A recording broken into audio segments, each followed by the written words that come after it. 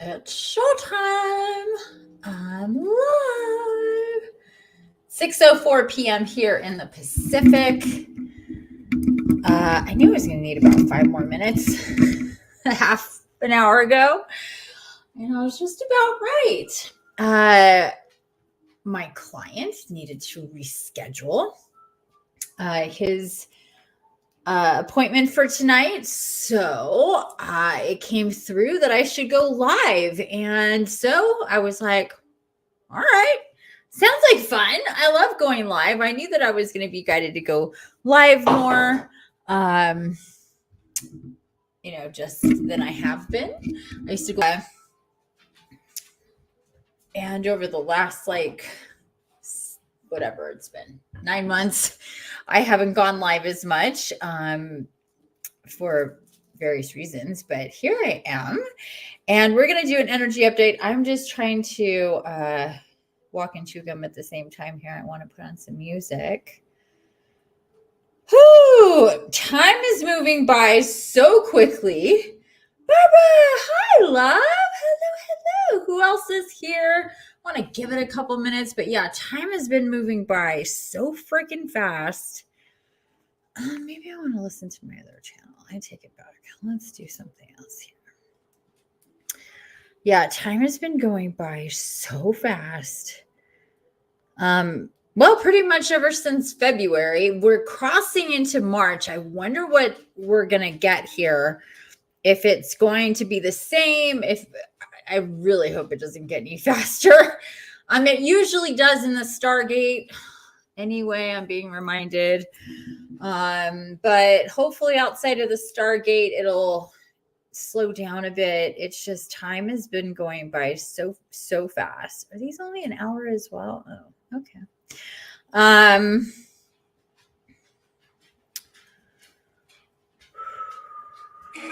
Here we go. Water shaman. Really feeling the water. We have a blizzard that's been going off for about, I think, officially 24 hours more south of me, and then moving on up. We're supposed to get snow tomorrow. It's an official blizzard. So it's been raining. It's windy. It's nothing crazy just yet. I'm really interested to see what it turns into. How much snow I'm going to get here on this mountain. This is definitely the most severe storm since I've been here. Interesting to start the month this way with this very intense, like literally a blizzard. And yeah, interested to see on the snow. So stay tuned. James Helen. Hey, James. Hi, how are you? Yeah, you can be first on the list. Is there a donation list? There's not a list. I'm going to make a list for readings. But I'm not sure if that's what you meant. And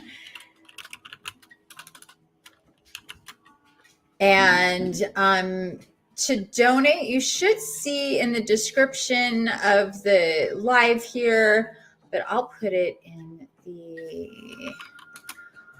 chat. This is the link to my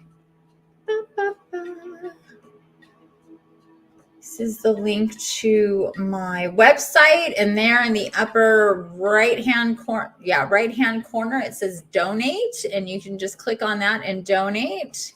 And I appreciate your donations. Barbara says, oh, I always forget this. Can I have a reading? Thank you so much. You're welcome so much. Barbara, we've been getting some stormy snow the last few days, but it's not sticking. March is bringing some vibes. Yeah, for sure. Yeah, I mean, what I'm interested to see is it hasn't snowed much here at all. A couple inches here and there, and then with it rain right afterwards. So it's washing it away like almost immediately. And that's been about it so far. But this one is supposed to be extra. And at least by the forecast, I'm not seeing rain after the snow, at least for several days. So I'm interested to see how that's going to go. So every time I look at the forecast, it changes. So anyway, all right. So we have James Helen on the list. Please let me know if anybody wants a reading. Why can't? There we go. Want to do a little bit of a energy update. Just gonna give it a minute, and then this is my website to donate. Again, up in the left-hand corner.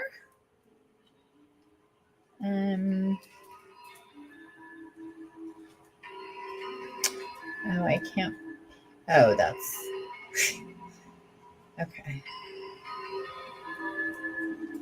I'm gonna figure these control-these out. So we are at our last quarter moon. It's also we also just transitioned to it's March 1st. It's Pisces season. And we're firmly in Pisces season. Pisces season started on the 19th. Raise your hand if you're a Pisces. I'm a Pisces. I'm a moon Pisces, or my moon sign is Pisces. However you say it. I'm a Pisces. And so let me know if you're a Pisces. Hello, may I have a reading? Who is this? Neffy. Yeah, can you tell me can I get your first name, please? If it's not obvious in your handle, please tell me what your first name is. I need that. It's all the information I ever ask is for your real first name. You can give me your first and last name, but at least your first name to get a reading. I do need that. So if you could put that. So anyhow,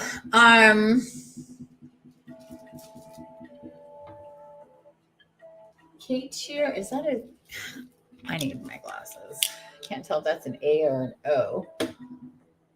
Oh, I could probably do this, couldn't I? Ooh, look at that. Kate here, Gil, right? Okay, cool.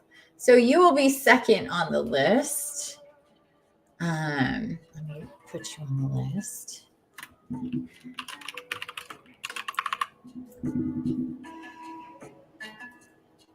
Okay. Cool. You're welcome. Okay, so I don't know what that means. Okay. I'm still getting used to this platform. So yeah, let me know that if you're here. Again, I don't know if anybody's here unless they put a comment in. So if you want me to know that you're here, and I'd like to know if you're here, go ahead and say who you are and where you're at in the comments on either Facebook or YouTube. I'm on both Facebook and YouTube.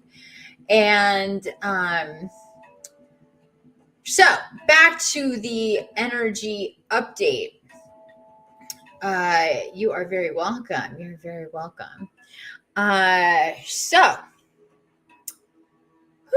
Pisces. I'm going to talk about Pisces first. So Pisces, and we've been in Pisces season again since the 19th. If you're especially a Pisces moon, Pisces is going to hit you pretty intensely in your chart because it is that very deep, psychic, emotional, we like to go deep. We like to know the truth, investigate, research. We can just pick up on things. It is a very intense sign, especially as a moon sign, but anywhere in your chart, sun sign, moon sign, ascending sign of Pisces is pretty psychic, pretty intuitive, connected, all of that. We are always seeking the truth and we go, the Pisces side of us will really rely a lot on feeling, and it really holds that up for us to be able to be strong in our energy body, in our spiritual body, in our emotional body, in our physical body, in the way of honoring feelings and how we feel energetically and spiritually, emotionally, and all these things. So starting the month off with I'm going to shift a little bit here. Starting the month off with a last quarter moon, which is where we are. We're about 66% moon, and last quarter moon takes us into new moon. So we're about halfway there. Last Saturday was the full moon. Time is flying by. This week went by so quickly. But last quarter moon is when it's half dark and half light. And there's a balance there, the shadow and the light. And what was really coming through earlier today about this is this connection between with Pisces. We're in Pisces season, starting off the new month in Pisces season. Of course, March is this really interesting in between time. We were talking about the blizzard, about the weather, but there's places that are nice and warm, of course, and it's just a little bit of chaos a lot of times in March as we have the equinox on the 20th. There is again this light and dark, this balancing energy. This March is going to be a lot of balancing energy, and with the blanket, if you will, of Pisces on top of this balancing energies, it really is evoking us to see both sides of things, to see, yes, the light and the dark of ourselves, of how we feel about things that we're connected to, things we put our energy into, what needs balance. And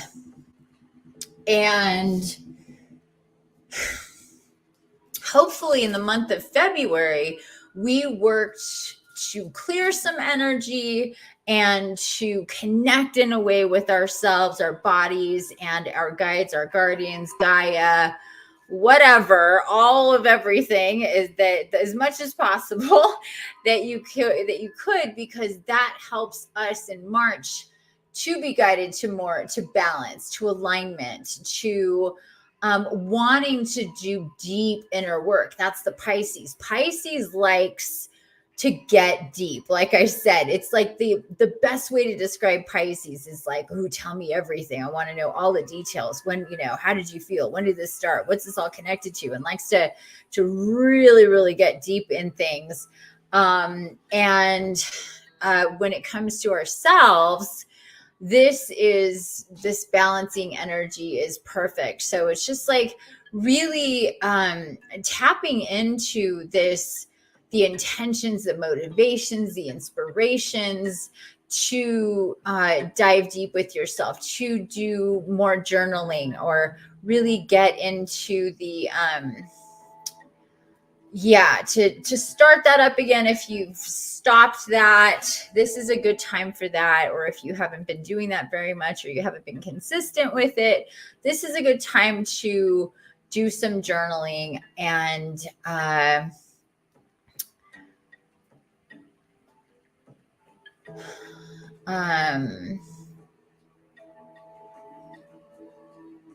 starting now to really connect with the moon phases as well. If you haven't if they kind of creep up on you, if it's not something that you're really conscious of, Pisces season is the perfect time to activate that awareness and those connections with the moon. We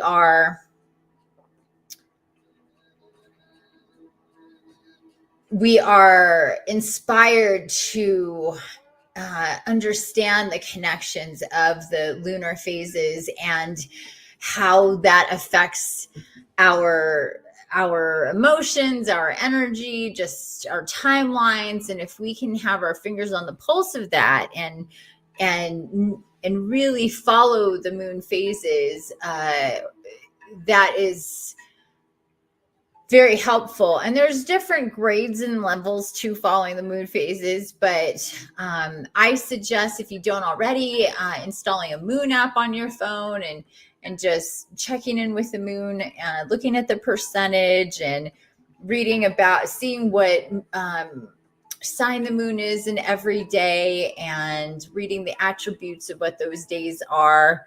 It's kind of almanac stuff, but tune into that.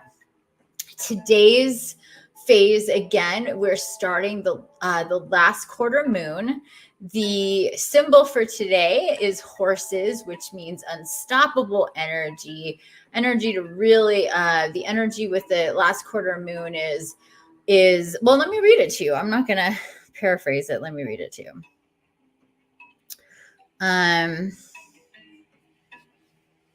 The crystals are pyrite, zirconium, adventurine, and obsidian. Day of unstoppable energy, of perpetual movement, transformation, reforms, active beginnings, duty and responsibility, courage, sacrifice, and triumph of achievement. The day brings sharper intuition, the possibility of spiritual and creative renewal, and improvement in partners' relationships. A day for collective activities, meetings, unions, congregations of like-minded people, commitment, and friendship. So really positive this day in the lunar cycle. It is day number 20, I believe, 21. Day number 21 in the lunar cycle. Again, it's last quarter moon. That is my moon app. And what does it say? 65.3%. It said 66 earlier. So kind of tapping in with this stuff, take what resonates, leave what doesn't, but really getting to following and understanding and kind of charting yourself through moon cycles, how it affects you, because it definitely does. So if that's more abstract, bring that in closer, starting now. It said active beginnings. We're also on March 1st. And so this is going to be the energy moving forward. This vacuuming type and vacuum energy of bringing in to be aware, this penchant for the truth, for understanding, for integrations, and also a real itch to get more clear, to get more light, to do different things holistically, different modalities, maybe energy work, healing work, working with crystals, working with plant medicine, working with plant medicine like psychedelics as well. If you've been thinking about that, that might, come in more, things like that, just because that's going to open the door bigger, wider, and make things clearer for you. If that's what you're meant to do, I'm an advocate of it, but it's not something to do unless you're really ready to do it and you really take your time with it, and have a plan with what you're doing. And use it as a sacred medicine more than a drug for party. That's not what I advocate. But anyhow, so that is really, let's see if there's anything else that's coming in here.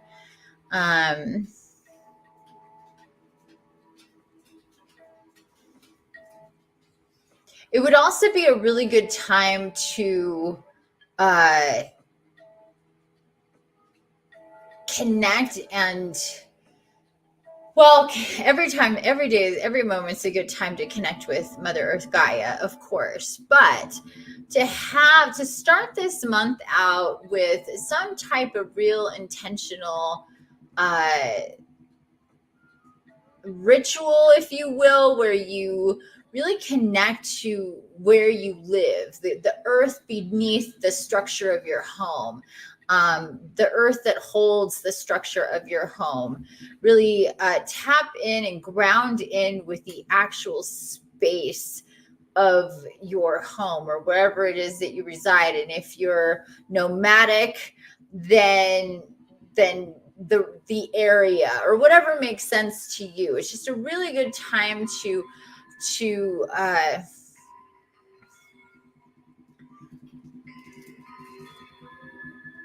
energize and have an exchange of energy with Gaia in the area that you are. This is going to help activate you with the wildlife, with the elements, with the plant life, with the trees, and will help you clear the field of static and all these different types of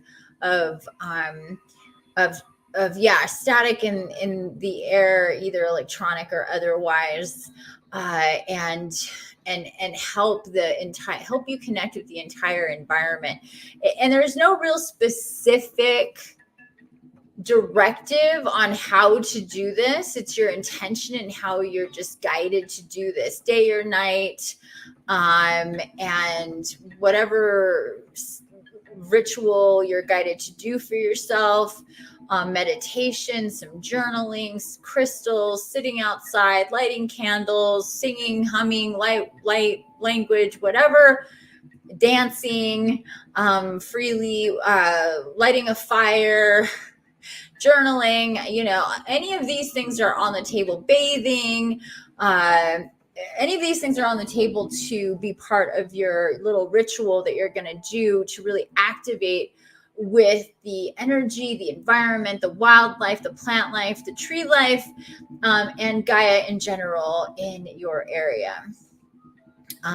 Asking them to help create a matrix of clear energy that you are in to receive from your guides and guardians, to receive from Mother Earth Gaia, to help you transmute energy, to help you stay high vibe, to guide you clearly at all times, whether you are in the space or not, that you're connected to this space. It is a matrix and a plasma that you are anchored in, because that is your space, whatever you're considering is your space.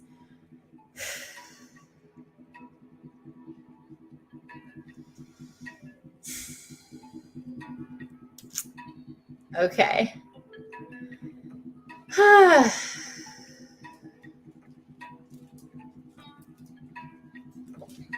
And lastly, start counting down time, really paying attention down to new moon, really wanting to get, as the moon gets darker and darker, have the intention of getting lighter and lighter. Whatever that means for you, if you've been contemplating different ways to get lighter, in your environment, with you, whatever that it may be, have this intention to really lighten up what is connected to you, what is inside of you, and the rest of all of that sort of thing, and to have that by the new moon, like a goal to set. As the moon gets darker, you get brighter, connecting with the moon and the light of the moon. See yourself absorbing the light of the moon as it transitions from here, last quarter moon, to new moon, that you are absorbing this light, that you are taking in this illumination from the sun behind the moon and activating you in a very conscious way for your ascension, your evolution, your connection to self, to soul, to spirit guides and Mother, Father, God, and our all the way through the matrix of creation.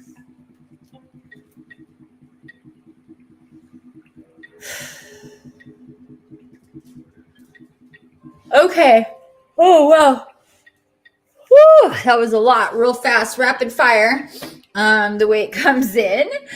Okay, so any questions about any of that? I haven't seen any comments come through, so let me know. Let me know if you're here. If you do want a reading, I have 2 people on the list. I can maybe do 2 more, 3 more max. But after a certain point, I'm going to cut it off because then I just start just thinking, okay, I'm just doing a couple and then I'm not in the mode anymore. If I know I'm doing more, then I can kind of balance that out. So if you want a reading, please comment. Please comment anyway. Let me know who you are, that you're here. And again, any questions about, hey, James, any questions about anything that I just talked about? No, don't do anything. Don't do anything yet. Any questions about what I just talked about, please let me know. Otherwise, we are going to move on. So let me explain doing the oracle. I have 3 different decks that I am going to be using. Hey, Norma, welcome. I have 3 different decks I'm going to be using. I do spend about usually 20 to 30 minutes on a reading. If you want a reading, you are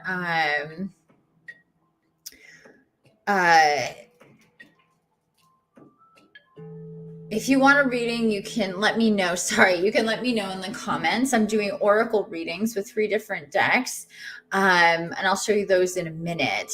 What I do is connect with my and your collective guides and guardians. I am the incarnate Archangel Gabriel. My connections are very, very clear. I work directly with all the archangels, ascended masters, Mother Gaia, your guides and guardians from your ancestors, your spirit guides, your guardian angels, and everything that is connected to you in the name of the light. And while you can ask any specific question, you are encouraged to just receive what comes through. Your guides and guardians know exactly what is on your mind and what, but also most importantly, what it is that's going on, what you need to know. So, the way that I see it is if you keep it open, it kind of opens up the sphere, the circle of being able to receive and what comes through much broader. And you're going to get really, either way, you're going to get what you need to know, but it's just a little bit of a different feel when you kind of just say, okay, just bring me what it is that I want to know, or what you want me to know, versus asking a specific question. That kind of limits a lot more of what's going to come through because you're asking a very pinpointed question. So decide that for yourself. Either way that works. But if you can kind of see what I mean by that. And I don't require any information. I don't ask your sign, how old you are, where you live, any of these things. I don't need to know, and I don't need questions from you to do what I do either. And no Real Deal psychic should, by the way.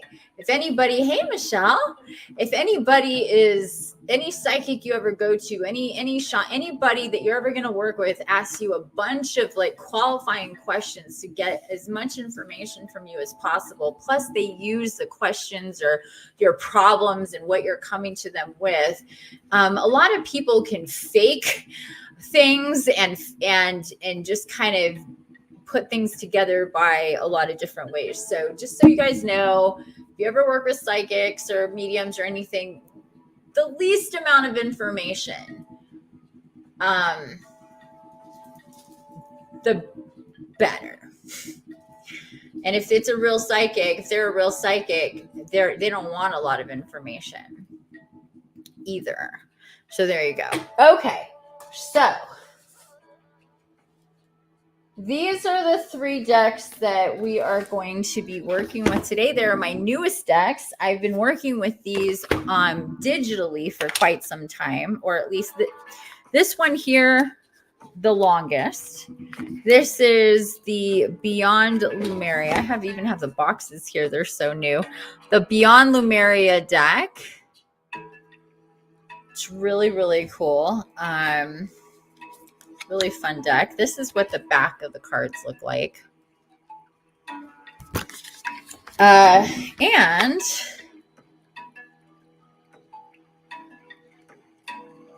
so what it says in the back here, new earth codes and wisdoms for our ancient future. Transform shadow into light, bridge duality, and inspire heaven on earth through the practical and enlightening insight from Lumeria. So this is a really powerful deck. Like I said, I've been using it digitally for a long time, and I just got this hard copy last week. Haven't worked with it much at all here in the flesh. The next deck that I have here, same thing. I've worked with it digitally, but not much. I just got it last week. The White Light Oracle. They couldn't be more different, but they're both just as powerful. Hey, hit the like or the loves for me on my live, if you will, everybody. I'd really appreciate it. The White Light Oracle. This one, it's a different author. The first one, she is the channel and she is the artist. Izzy Ivy is her name. The Beyond Lumeria one. Very colorful, very bright, really cool sacred geometry. Really awesome energy. Very Lumeria based, very light code based, if you're into that business. Okay, and then we have the White Light Oracle. The doorway to the sacred is found within the heart. From the heart, we connect with, nourish, and develop our soul. Your soul is your unique inner being. It is the part of you which lives many lifetimes and grows spiritually through countless experiences. So this one is all about the sacred connecting to, and it's all very soul-based. This is the back of the White Light Oracle cards. This beautiful wolf, this white wolf, looks a lot like my dog. Okay, so that is the White Light Oracle, second choice. And third and final choice for your Oracle reading tonight would be the Lightworker Oracle by Alana Fairchild. This last one was by Alana Fairchild. Different artist, though. So she doesn't do her artwork. She does the channeling. And then she has a different artist doing her art for her decks. So this deck is for those who feel the inner calling to connect with divine light and higher frequencies of consciousness to bring healing to the world. You can create a positive contribution to our planet, evolve spiritually, and develop your innate abilities to work with energy through different healing modalities, channeling, communication with higher beings such as angels, ascended masters, and other spiritual guides. You can help humanity shift from fear to love. I'm all about it. Love this deck. And this is what the back of it looks like. There's this beautiful star and purple light. This is the guidebook and the first card of the deck. Really pretty. So those are the 3 that I will let you choose from. So James is up first. Thank you so much. Michelle says they're all beautiful decks. They really are in very different ways. Love the butterflies. Me too. Isn't that so pretty? So, it feels really dark right here, but let me see if I can. There we go. Really pretty. Great energy. Just awesome energy with all 3 of these decks. You can't go wrong. Just go with what your, first instinct is, with what, you got. Really, if you're going to get a reading, I would say just do that. So let me know. You're welcome, James. Yeah, me too. Yeah, it does. But it's not her. It's this guy called and yeah, that's all his stuff. It's Mario Dugaye. Mario Dugaye. Oh, he's from Quebec, Canada. It's really awesome art. All of these artists are so different. The artwork is super different, but they're very, very intense artwork for all three decks. So James, tell me what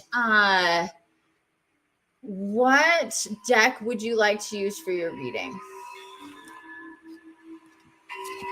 Put the books over here. I don't usually have boxes out because this is where all my decks are back here. If you can see, just decks and books. But I haven't had these very long and I've been very busy. So they've just stayed right where they were. So yeah, tell me, James, what deck do you want to use?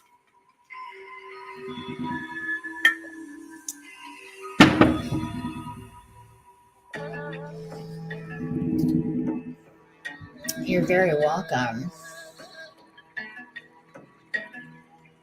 And again, hi, everybody. Thanks for being here. Don't mind my hoodie and beanie head. I literally live in hoodies and beanies because I live in the mountains and it's cold and it's the winter. We have a blizzard starting, for goodness sakes. My house is nice and warm. Probably going to have to check the fire here maybe in the next hour. That is how I heat my house. So anyway, I'll take off my beanie or I'll take off my hoodie and I'll just be like, goodness gracious, what is going on here?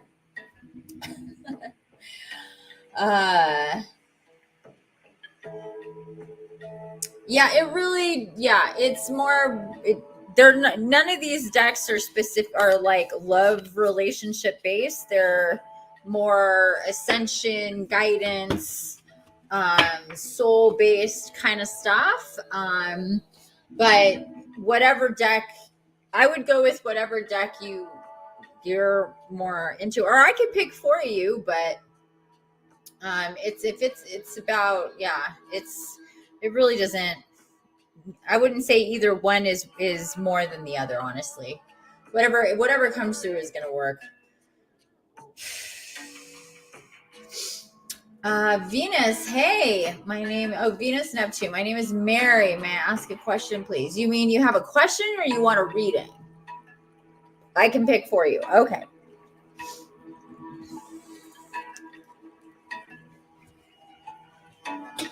Yeah, if you have a question, yeah, go ahead and ask a question. If you want a reading, let me know if you want a reading. And then, so let's have some fun here. Okay, so I don't do stuff like that. I don't do questions like that. That is kind of a psychic reading. And we have people ahead of you, but I don't really do questions like that. Okay, so this is what she's asking. Yeah, so I don't really do stuff like that. I don't really use the oracle for questions like that. I'm really more about like life stuff, your journey, ascension, healing, just things like that. That's like really specific about a specific person. That's not really what I do.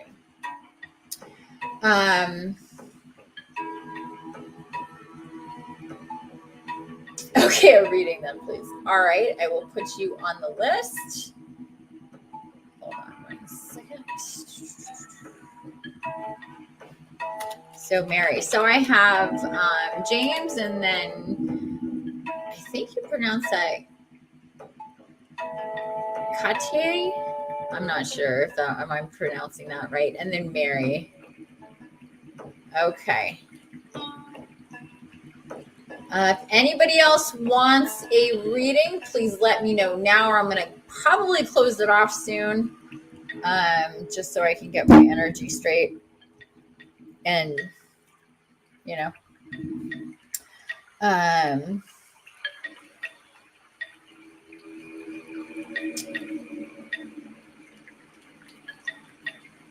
me to Norma. You want to, does that mean you want to, Norma, do you want a reading? Is that what you're saying? I didn't see request a reading, but are you requesting a reading? Okay. That was not clear to me. I just want to make sure. Okay. So then Norma. Okay. James, Cartier, Mary, and Norma, please all, what did I just do? Oh, there we go. Please all stick around for your turn. We're going to get started here with James. Okay. All right. Let's tune in here.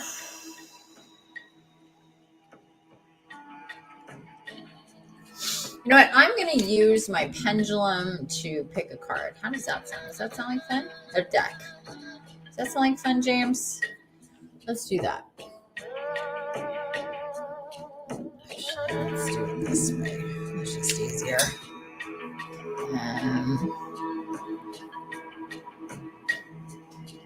Okay, so here are my decks. I'm going to use my pendulum to pick a deck for you.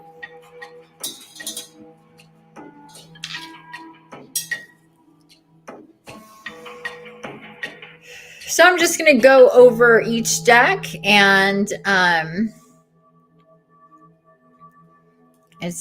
need to get out of the way.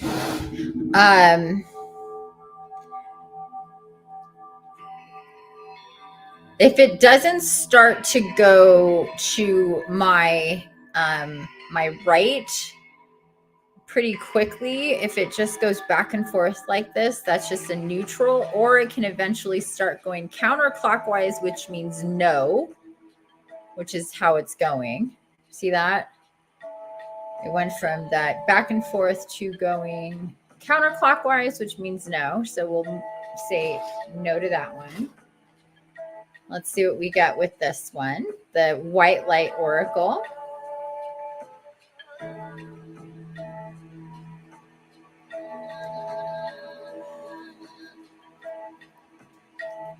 Well, like I said, I don't do love readings. Okay, so yes, for this one. Yeah, I don't do love readings. So if you want a life reading, we'll do a life reading, but I don't do love readings.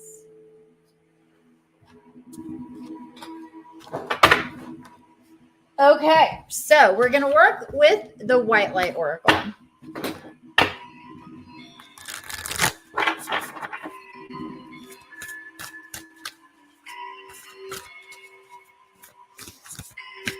Sound good. Okay.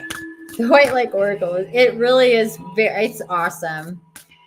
I have not been guided to an oracle that is not awesome. I love all my oracle decks. This is, like I said, one of my new ones. It's very powerful. I love Alana Fairchild. She's pretty new to me, as I've said before. But very much in alignment with me and my whole woo. My whole woo. I'm just gonna clear these out here with some sage and bay leaves and Palo Santo that I have in this bowl right here. Get them nice and clear. Ow, that's hot.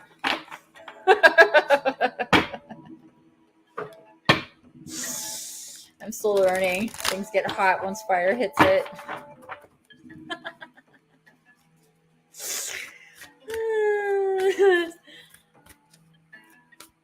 Okay. All right, James. You can do me a favor, just close your eyes.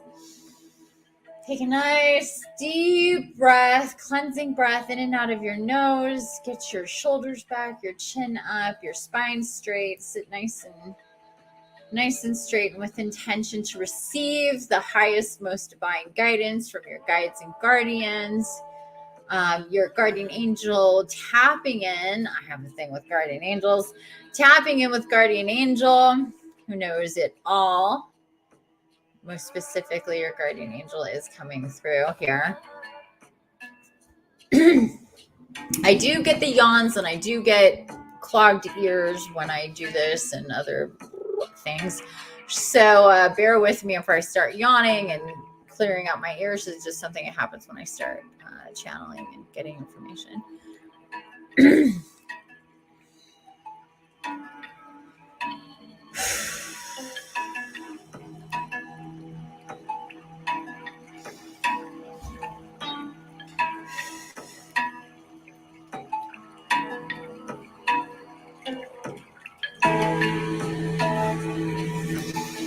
Couple more deep breaths for me, James.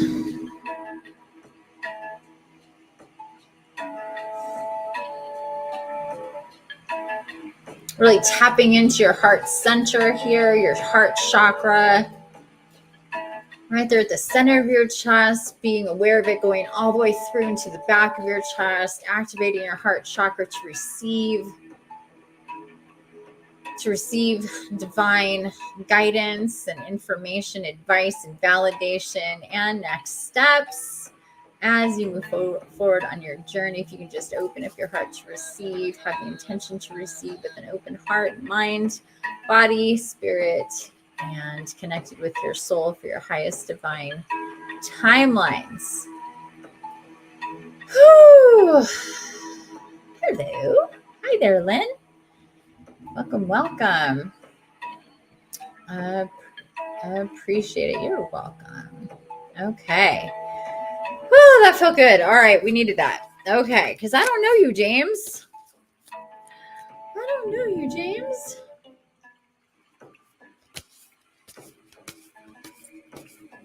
Oh, okay. All right. If you have to go. That was Mary. Okay, come back. We'll see where we're at.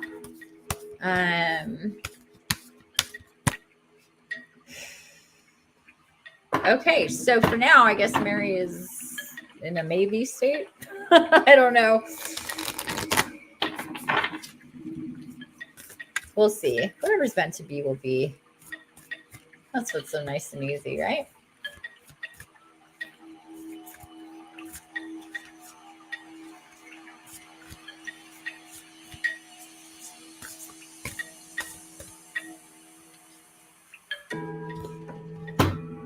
All right, here we are.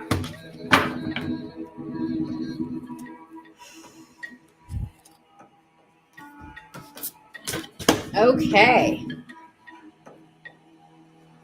Beautiful. Card number 15, Spirit Bearer of 396 Hertz.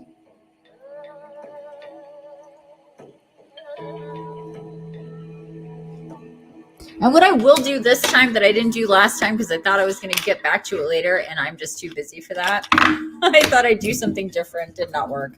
Because it never happened. And I had such a busy week. So what I usually do is take pictures of the Oracle card and the book description, post it on my Facebook. So I'm going to do that real quick. And if you want to follow along or just to be able to see the card better, if you go to my Facebook page, and for those of you on YouTube that don't know my Facebook page, let me help you with that real quick. And follow me. If you're on Facebook and you don't already follow me, do follow me. And I will do this. I can do this really quickly. And then this way you can see the card up close. You can read along with me if that works for you. If you can do that. If not, then you can just listen to me as I read and channel. And then if you want to read it later, I just feel I do this with all of my, one-on-one personal readings. I do this. I take pictures and all of that, just because I feel like there's just a lot of information. And also I advise to watch the video back if you get a reading tomorrow or the next day, to just take it in again, for those of you that are getting readings, because it is a lot to take in at any given time, whatever we get into here. So this is it's just a little pause in the action. This is what I thought. Okay, last time I'm not going to do this. I just want to keep going. I had like 8 readings to do, and I didn't want to take the time to do this. And then I just never got back to it, like I said. So this time I'm going to do it all at the same time. It only takes a couple minutes here. It's kind of a lot in the book. Oh, wait, that's 2 of the same one. Okay. So this is James.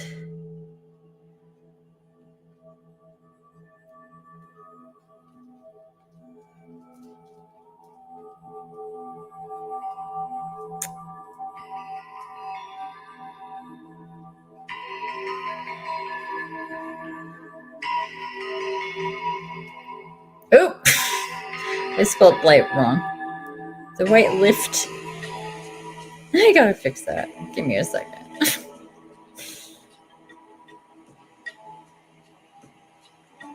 I swear sometimes text will be right the way you want it, and then it'll just flip it or something, because I didn't see that the first time. It happens to me all the time. Okay, so there we go. It is on my page now. If anybody wants to check it out.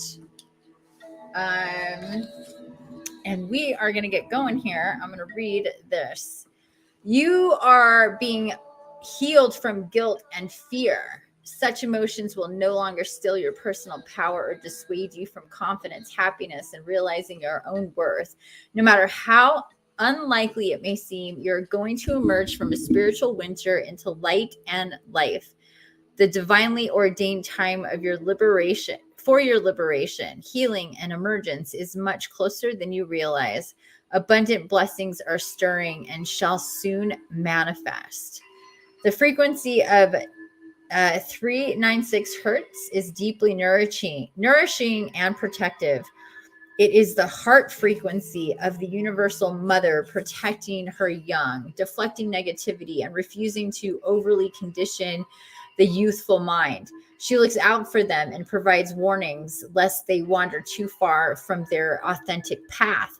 But she also encourages the child to learn who they are, to courageously explore their world, and to enjoy their freedom.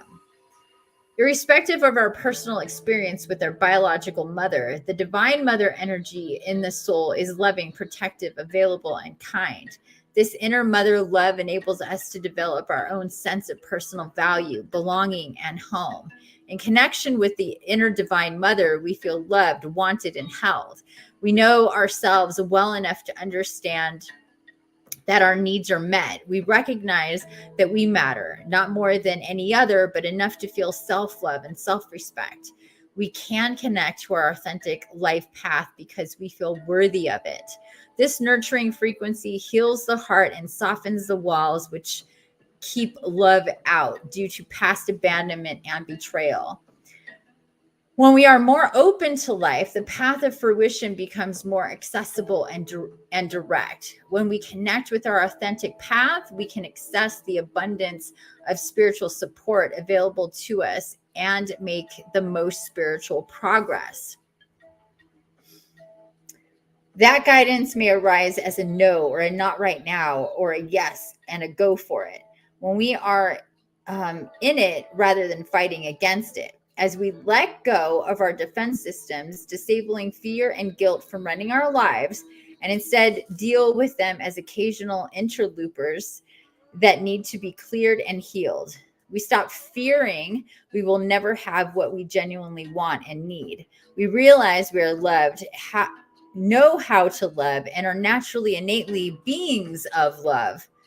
This frequency helps the body to ground. It helps the mind settle into the body rather than constantly flitting from one possibility to the next, creating excitement, but also an excess of nervous energy.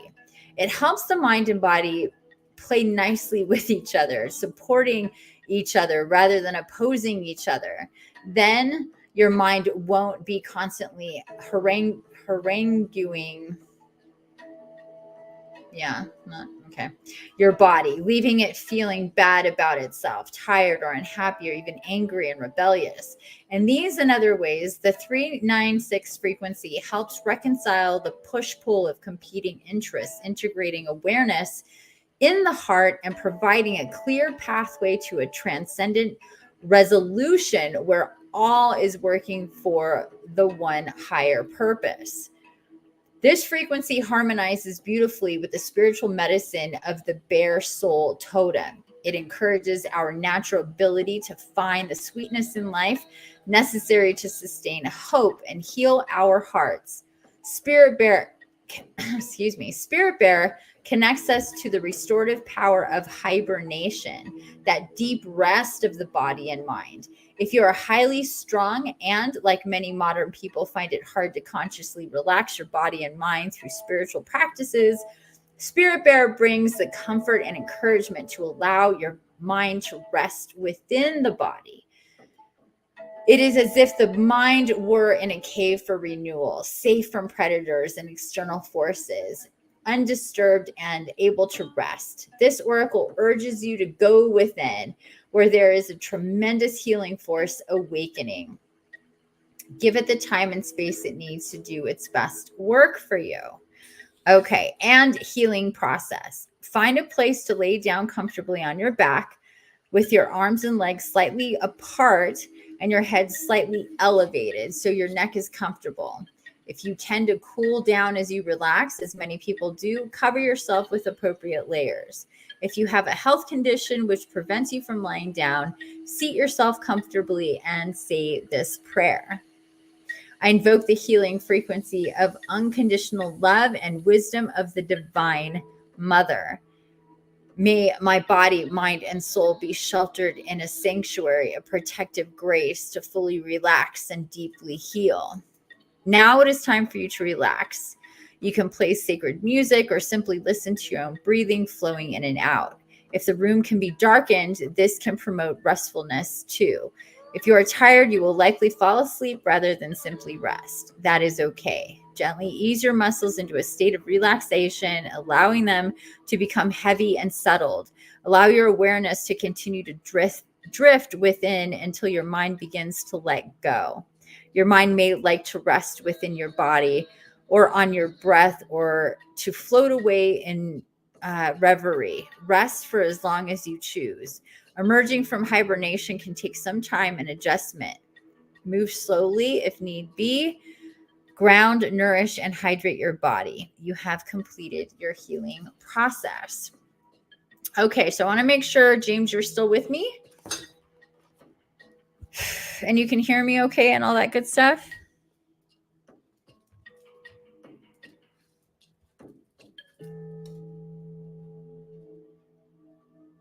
The Schumann is getting excited. Or it has been for a wee bit today. Last like 10, 12 hours. You still with me, James? Okay, cool. So this had definitely the theme of love now, didn't it? Like I said, that just has a way of working itself out. So, hold on. What is going on? Okay, hold on. Hold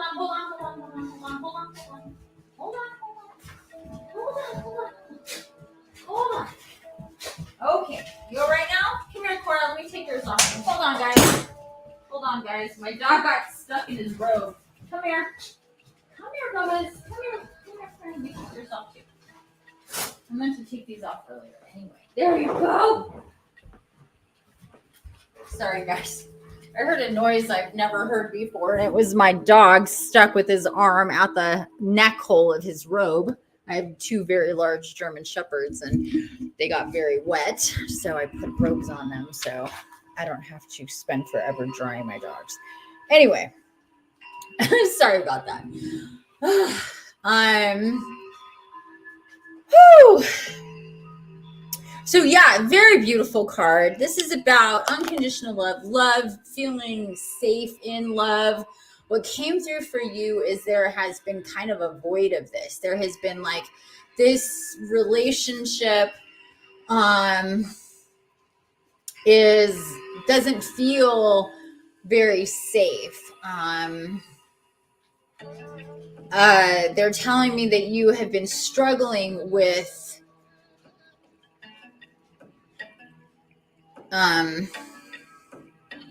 really trying to figure out what's the best thing for you to do, if you should stay or you should go.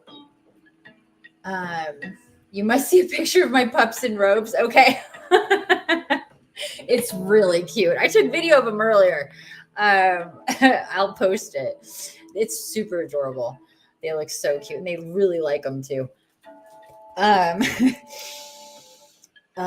Anyway, okay. So does that resonate, James?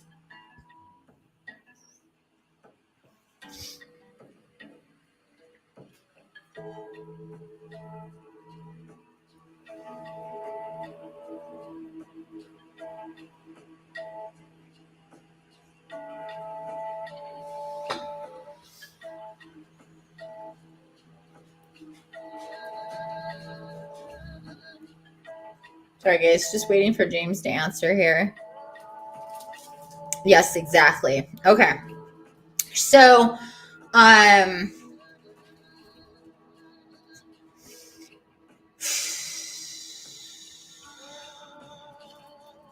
yeah, this relationship, they're showing me that it's out of balance. It's kind of like you're the one taking care of you and you're the one taking care of them. And then they're also the one that's kind of wounding you, keeping like you get abandoned. You don't get taken care of. It's always like, it's like there's a lot there with this person, and they require a lot. They're very needy. They can be very, I'm just saying what's coming through here. So this is, okay. They can be very needy, argumentative, chaotic, quite selfish, and even go as far as to say narcissistic. But there's a flippy floppy kind of thing going on that you're having a hard time navigating. And it wasn't always like this. It's gotten worse.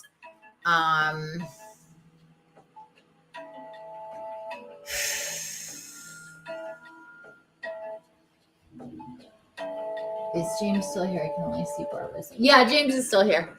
Yep, there he is. Oh, you can, well, because he is on, sorry, I will, you guys are on different platforms. So he's on YouTube and you're on Facebook, so you can't see each other. So, but I can see you both. He says, yeah.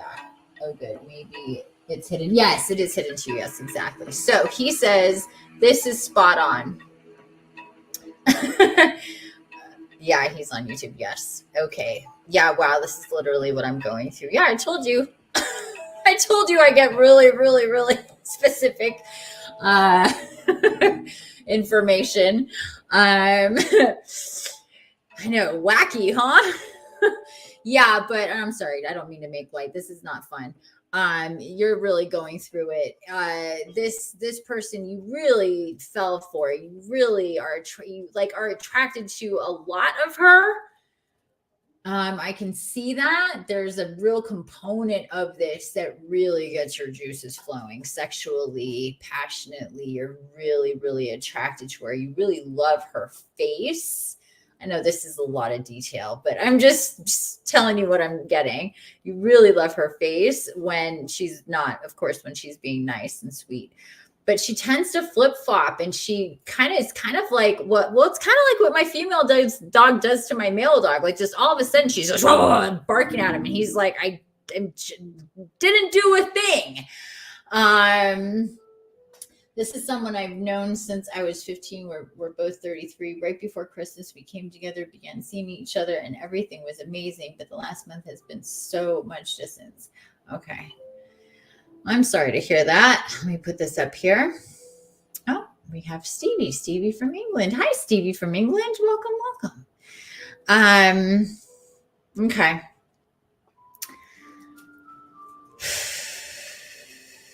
Yeah, what I'm getting here is just a real big shift. And she's cold and can be very abusive. Yeah, exactly. Yeah, exactly. Yep, that's exactly what I saw. Basically, that's exactly what I saw, that she can be very volatile, very abusive, very mean.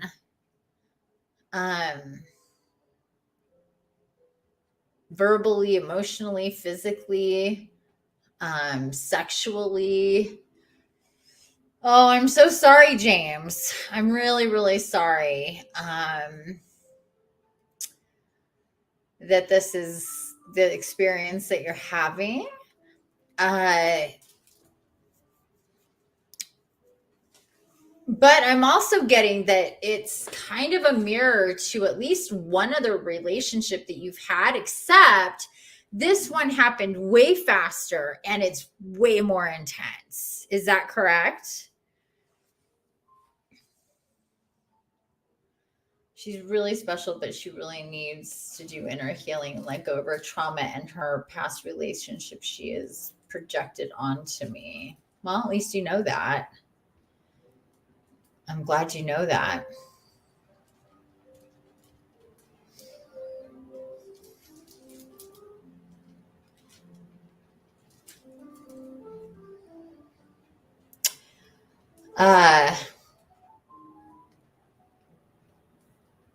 I love her to death and see her as being the woman I want to have children with. I would advise against that. I'm sorry to be so blunt, but she has, this is not going to get better. This is definitely a road you do not want to keep following. She's going to, I mean, I have a hard time with this word that's coming to mind because it is so intense. Yeah, I believe it. No,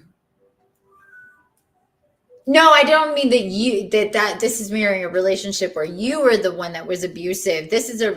What I was getting was that this is mirroring a relationship that you've had where the other person was also abusive, not as much and not as quickly, but that this is not your first go around with something similar to this.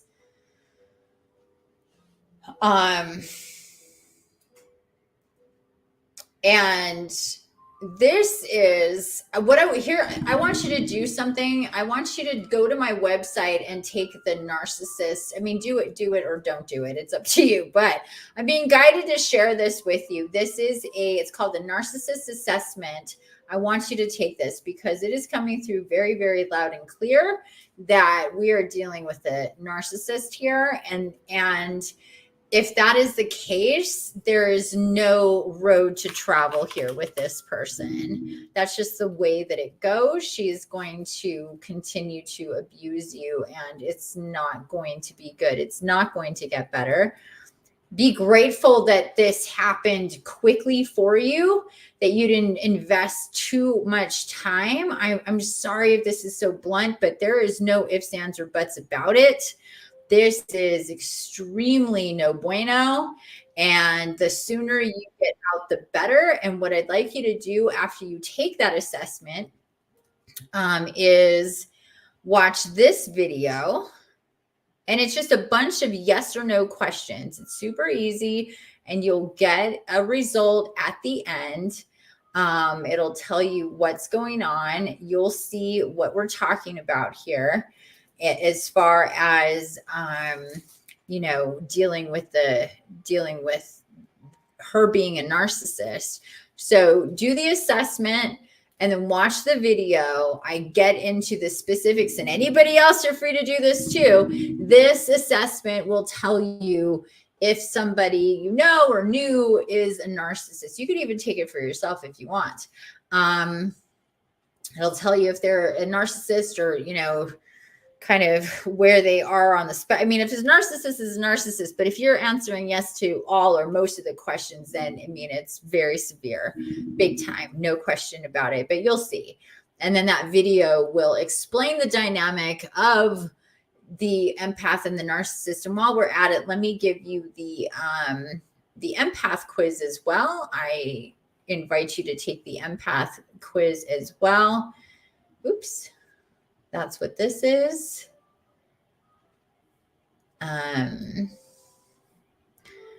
Yeah, it's unfortunate. I really had faith she could turn it around. I felt like she does have awareness of herself and how toxic she can be. Well, narcissists usually do. Thank you. Sharing with my best friend. Her love interest is definitely narcissist. Oh, that's no good. No good. No good. Yeah, it's really bad. And if you watch this video, it will explain exactly what is going on with the narcissist, which is they have a parasite. It's called the puppet master. And this is why you have you see this side of her, you see that side of her. One side is this sweet empath. The other side is this negative energy causing monster, basically, that's abusive in various ways to create negative energy. She has both going on. It's a form of possession.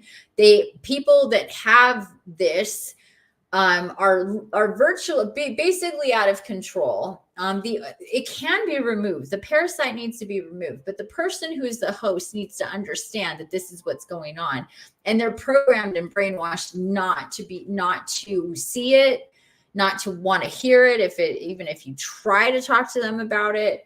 But yeah, it's just the name of the game is to create negative energy. They scan you, they read you, they're highly psychic. The parasite itself is extremely psychic and telepathic. So it knows your weak spots. It knows how to get to you. It knows how to cultivate negative energy, and it does efficiently, effectively. I believe that right now, because of the energies that narcissists and their parasites are being agitated to kind of spring into action more faster and more intense than what's been protocol in the past.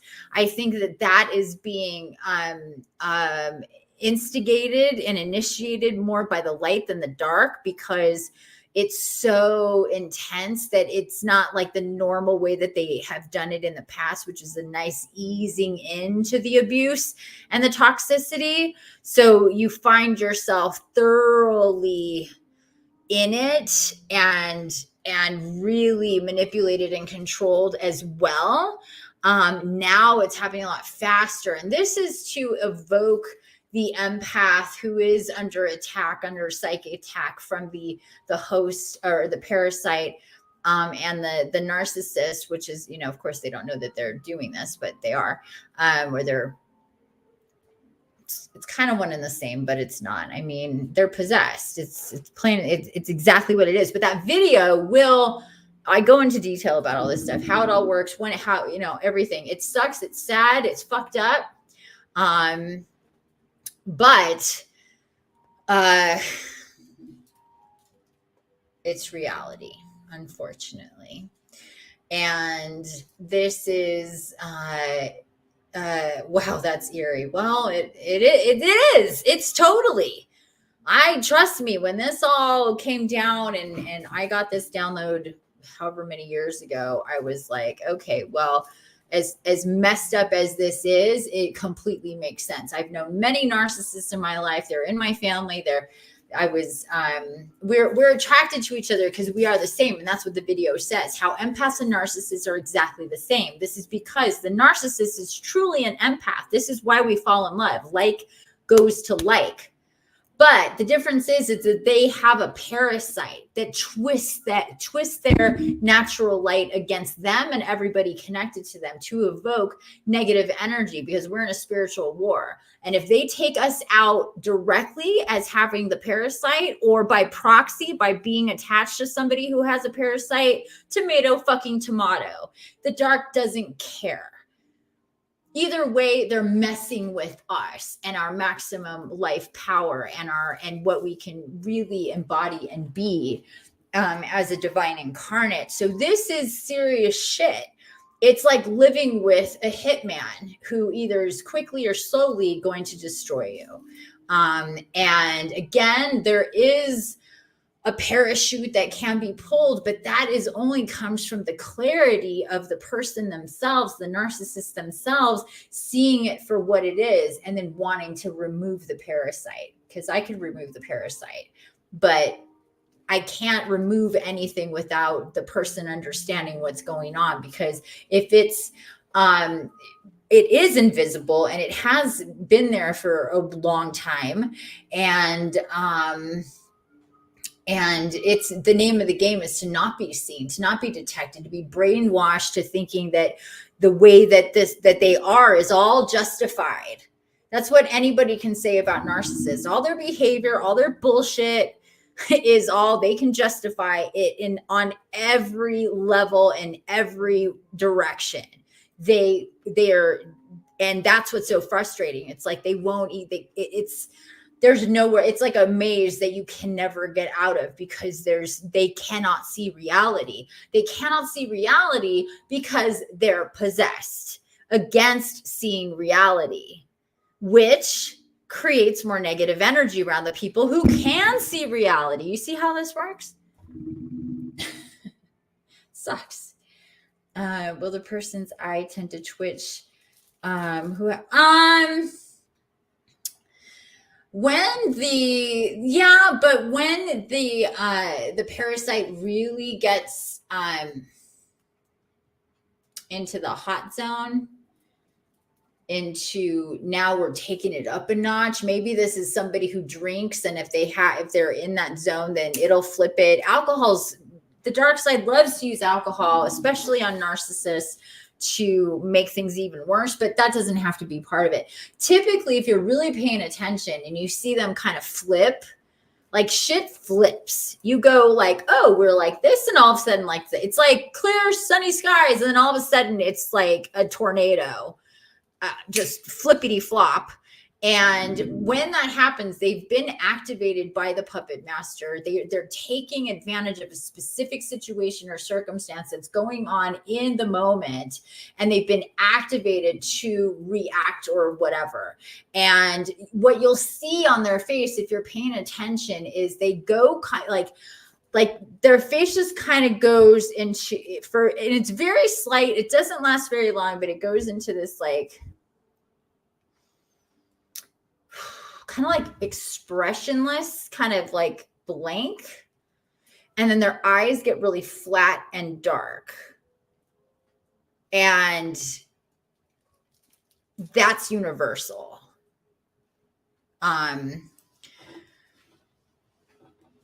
I've seen it way too many times, unfortunately, but that's definitely a thing. I'll definitely check out both. Great. It's eerie. Yes. Yeah. So yeah, that definitely can happen.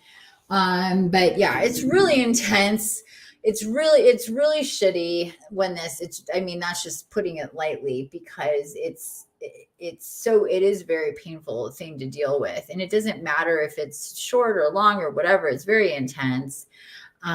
So I'm sorry, James, to bring you bad news here. But the positive thing is that we're guided here too, is for you to just be more aware, understand, start processing this out. You need to take care of yourself. You need to also, I highly suggest considering maybe looking into my Unstoppable Empath course and membership. This is all about, and anybody here, it's all about learning how to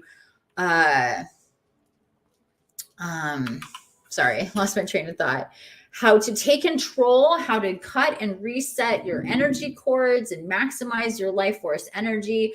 And with anybody at this stage of the game, especially if you're ascending, if you're spiritually awake, if you're into your health and healing and maximizing your life force energy, really getting as clear and as powerful as you can possibly be on your highest timelines, you need to effectively cut and reset your energy cords with people present and past, because it's basically guaranteed that you have way too many cycling, and this brings down your life force energy. It makes you more vulnerable to attacks in various ways. So check out that this membership.infiniteempath.com. That'll take you to the page for the Unstoppable Empath course and group membership. It's a group that we have a private group on Facebook.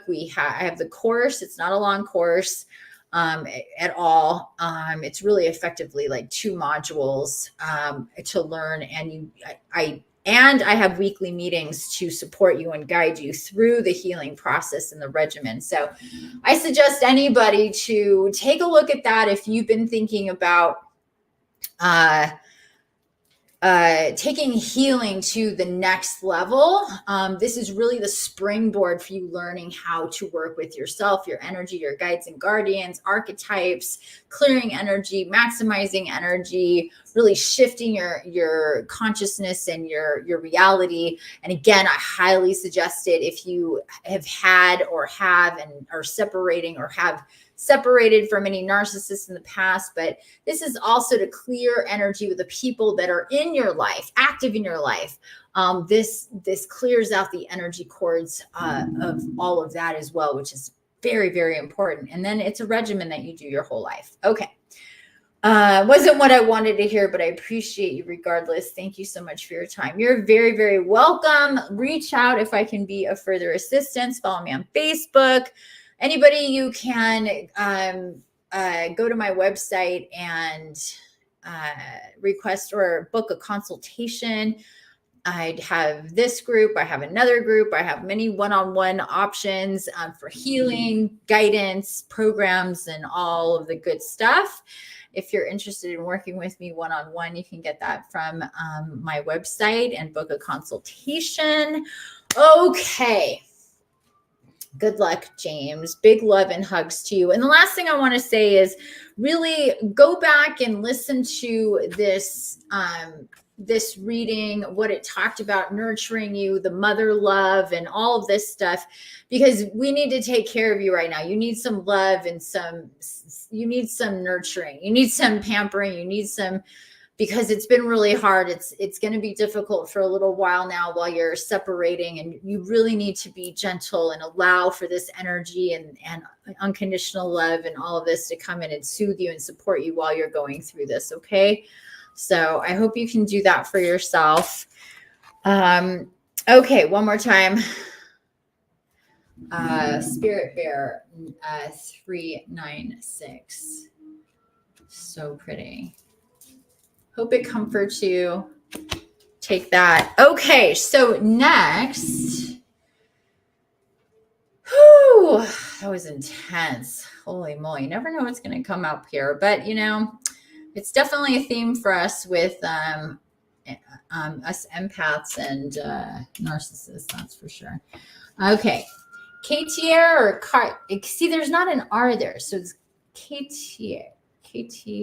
There. I wish I knew how to pronounce that better. I'm sorry, I'm not good at that. You are up, my dear. Do you know which deck you want to use?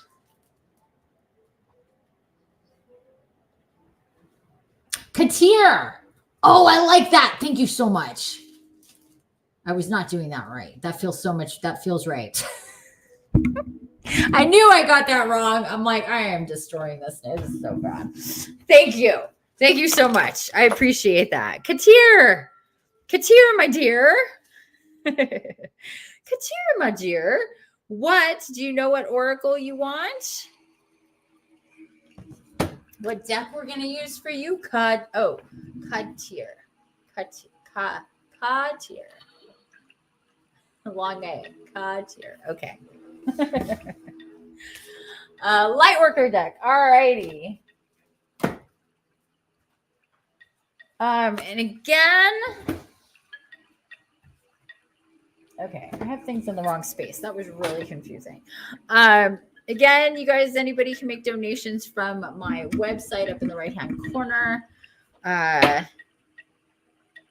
I graciously accept and thank you for them. Okay, Katir. Katir, I love it.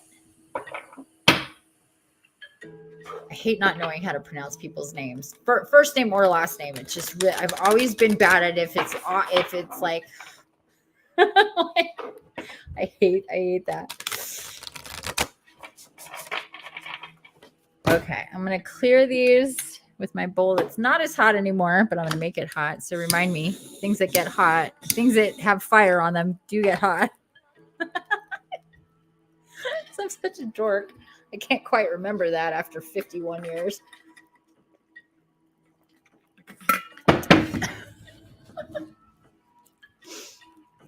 I crack me up. Hope I crack you up too. Okay.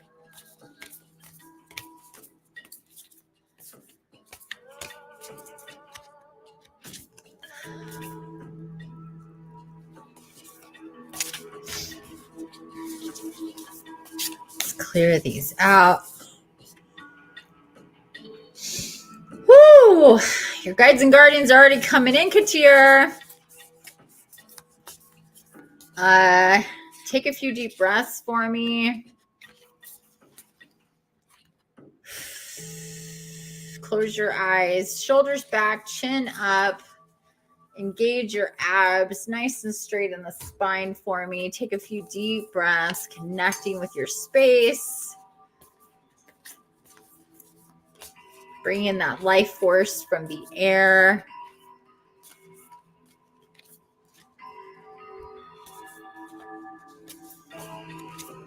A beautiful, well, it kind of looks like that. Violet purple light is coming into your room there. It's kind of materializing right in front of you. Really beautiful purple, indigo, violet light.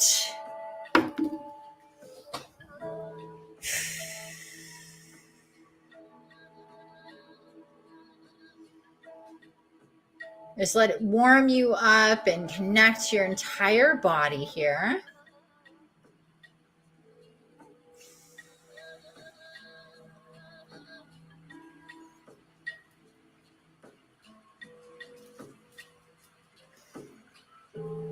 Okay, all your guides and guardians stepping in nice and tight around you.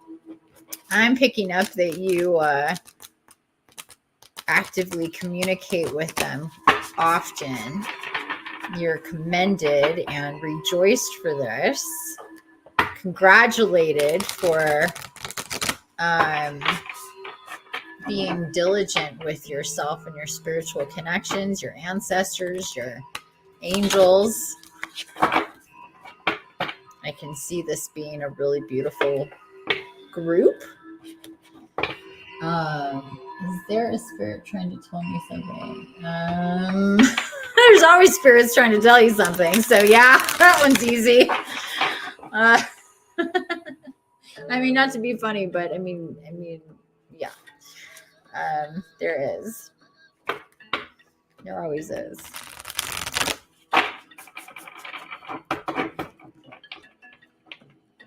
So is that how it goes for you, Katir? You're pretty dedicated to your connections. That's what's coming through here before we even get started. Well, sweetie, I'm in the middle of another reading right now. So I'm connecting with Katir right now.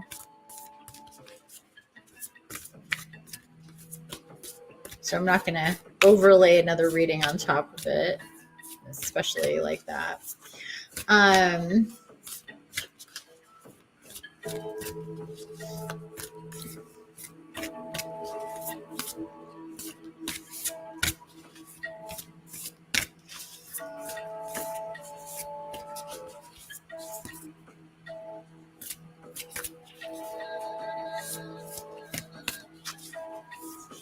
I'm doing the best I know how, but I'm glad to know they acknowledge I'm doing it right. Yeah, you're doing great, they say. You're doing great. You have dedicated time. You're being open. You're receiving. You're allowing. You're processing. You're being patient. You're doing great. You're doing great. Keep doing what you're doing.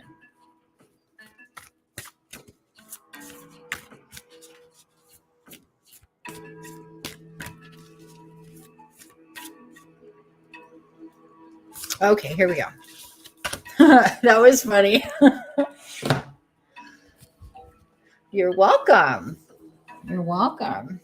They're very, very proud of you, very happy with you that you've been following the guidance, the synchronicities, feeling into your heart space when you're researching things and coming across people and information. You're using your discernment. You're letting them come in and steer you this way or that way. You're not spending time on things that don't resonate. You're going towards things towards the light and towards what does resonate. I mean, what more can you do? I mean, you could probably do some more healing, actually energetic healing. Yeah, that's coming through. But, well, that's true for everybody, right? Look at this. Card number 22, initiation by fire. Wait, why can't I do this? This is tripping me out. Let me see what I'm doing here. Initiation by fire. Beautiful card.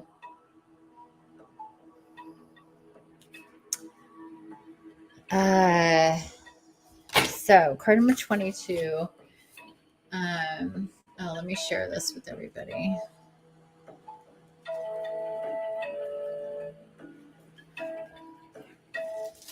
And you're right on with the healing. Well, feel free to take a look at my website and my Facebook. I have, let me just put in I think I've done this, but let me do it again. This is my website. This is, go ahead and take a look at my programs and services. You can book a consultation. I do have, this is my Facebook again. I do have Facebook exclusives. You might want to look into the Rainbow Light Body Energy Healing. It's really, really wonderful and does a lot. Chakras, channeling, bodies, activations, all sort integrations, all sorts of cool shit goes on with that one. I've done 3 this week.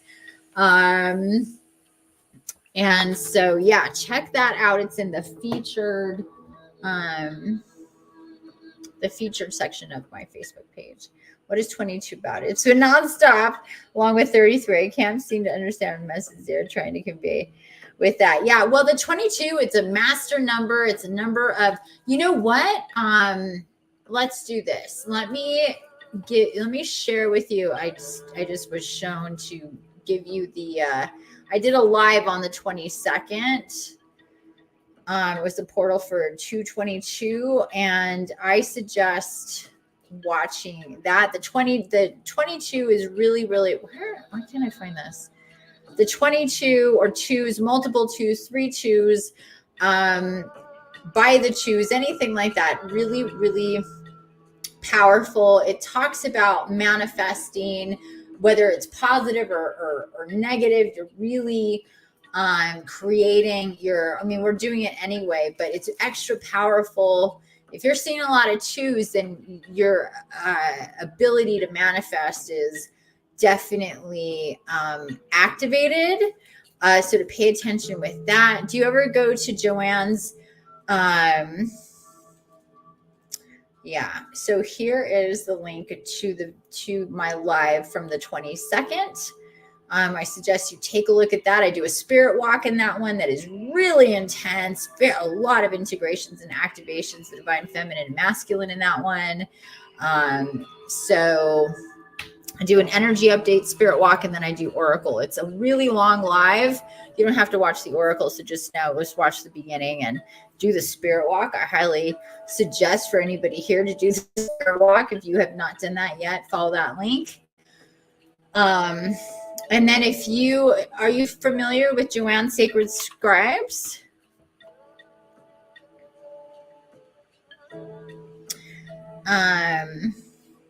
If you're not, this is I do go to other sites okay, there you go. Yep, that's the site. Yeah, look up 22. Look up, go to numerology, because she has a section on her website that is not, this is all about, but if you go to Joanne's Sacred Scribe sites, because she has a lot that she does. Excuse me, the smoke is getting to me. Numerology, here we go. Go to this section of her sites. This is about numerology, and look up the master number 22. It'll just give you some more insight there. Oh, good. It's my favorite site. She's definitely very highly connected and really knows her business when it comes to the numbers and the light codes, but also numerology. So look into 22, read 22 again. It is a lot about manifestations, a lot about what you're thinking about. So that's usually either do more of what you're doing or stop doing what you're doing. And to let you know that things are also progressing. 2 by 2 by 2s means double, double, double, mirrored things like this. There's a lot of symbology there, but check out those. Okay, let's get into it, shall we? 22 initial. Oh, I was going to take pictures. That's right. Okay, bear with me. Got all distracted. Hold on for me, peeps. Hold on for me. 1 second. Let me. Oops. Wait.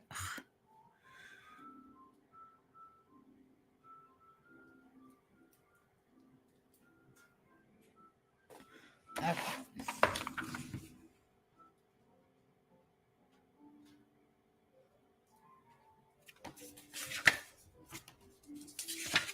Oh, this one is way shorter.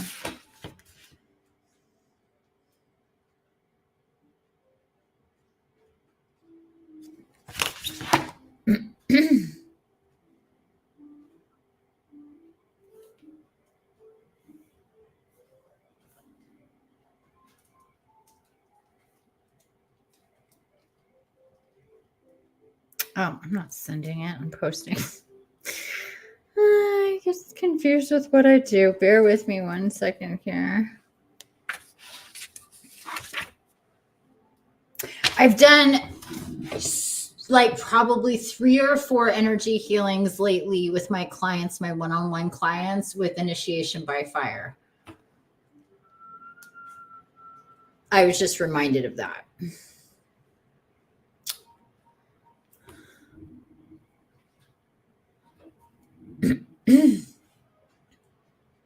It's come up quite a lot.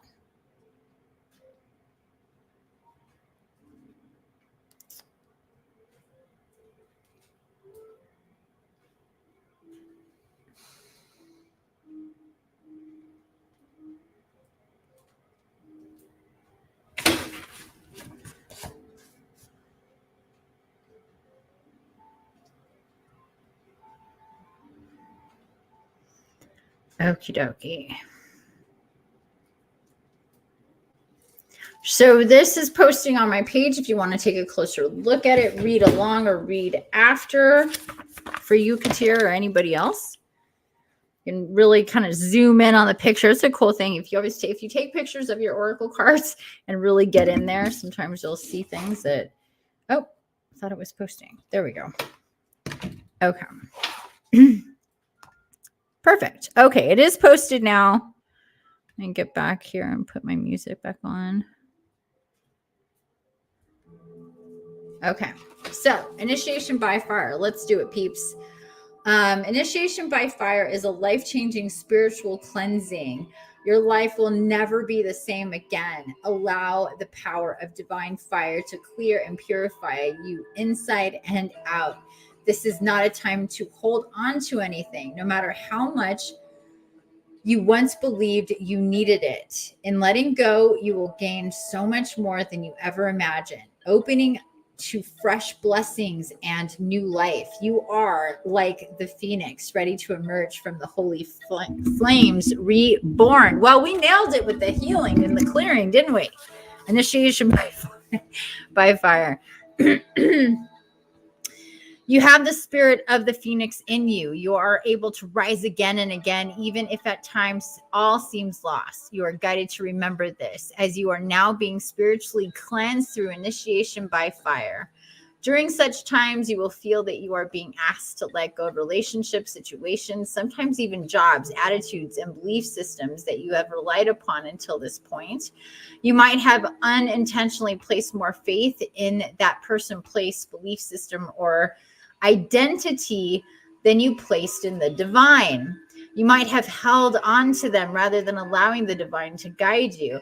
This can happen easily on the earth plane. Sometimes these attachments become confining rather than supportive. In such cases, you will need to free yourself from to continue your life journey.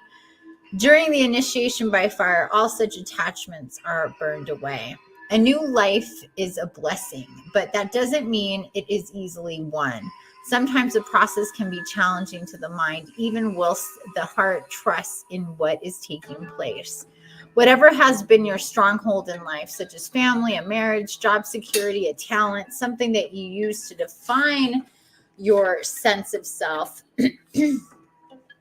will be where the fire burns brightest. Those areas will be transformed. Letting go and allowing that to happen to the very parts of your life that you are most protective of can require deep faith. You have to remember that love is real so that you can hold on to your courage whilst you let go of allowing the divine to have its way. Remember that the power of fire is destructive only in part. It also stimulates rapid new growth. Healing will arise in whatever area is being transformed. It is not only an ending, but also a beginning. This experience of initiation by fire is the divine making its presence felt in your life. It will be one of the most freeing and empowering experiences you'll ever have whilst in the physical body. It may ask you to confront fears and insecurities as you learn to trust the divine unconditionally. Know that the universe will always provide for you and always in the way that is best for you, even if you don't understand why it needs to happen the way it does at the time. Keep your eye on the inner transformations that are occurring rather than fearing the outer changes. The universe loves you and holds you in high regard. Remember this and trust. And this initiation is an advanced spiritual lesson. You are being honored by what is happening in your life right now. You are strong enough to get through it and thrive into new life, like a radiant phoenix triumphantly emerging from the sacred fire. I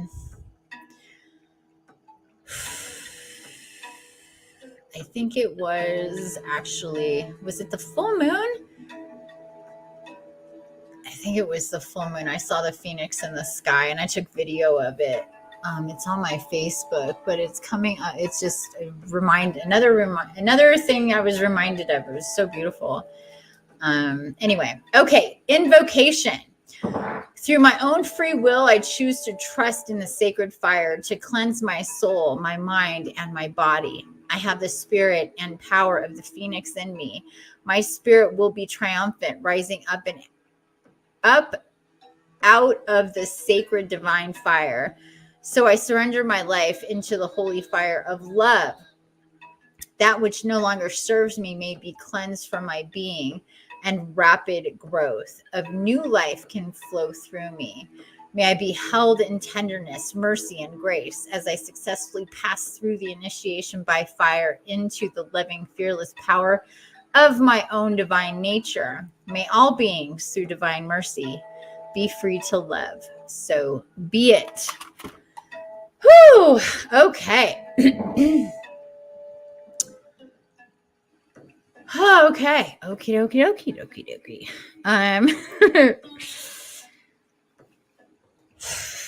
So one thing that came through here, Katir. Oh, new comments. Am I missing comments? Hey, Angelica.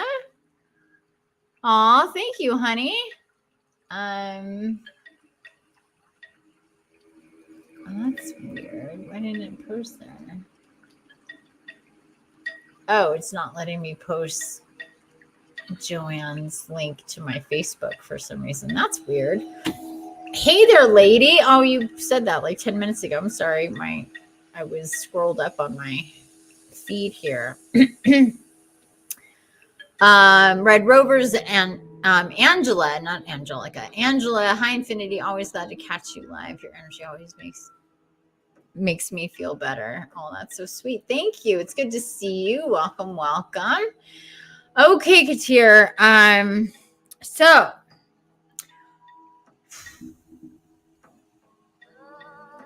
oh, that was really confusing. It was on the wrong page. I'm like, well, what am I looking at?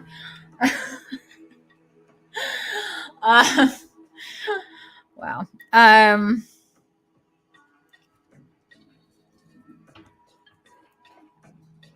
Oh, hold on. So what came through here is that there's still a kind of a pretty decent, moderate programming with certain aspects of religion that there's been some conflict with you, like things that you've learned through growing up and religion, whatever, and then through your awakening that there's conflict. So have you been experiencing that? Can you tell me if I'm on the right track here, what I'm getting? Okay, this needs to... This fire won't stop. Damn it.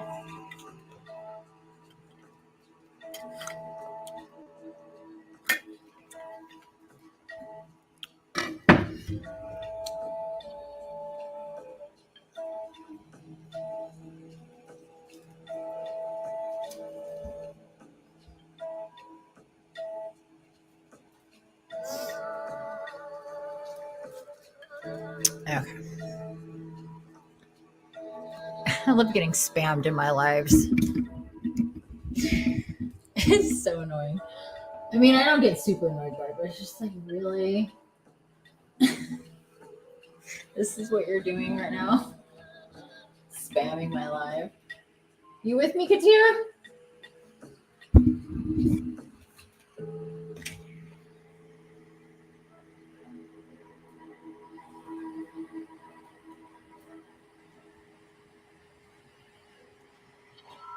Here we go.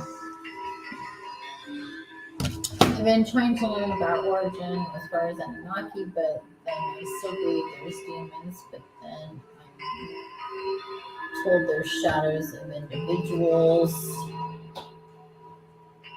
So is this not like religious based at all? Or maybe it's some other type of... It felt religious, but could be some other type of scripture or something. It just feels like there's like conflict of, and maybe that's it. Okay. So, but is there any kind of conflict? Maybe that's more conflict of beliefs. Maybe I'm misunderstanding. Conflict of beliefs, that could be it. Conflict of beliefs.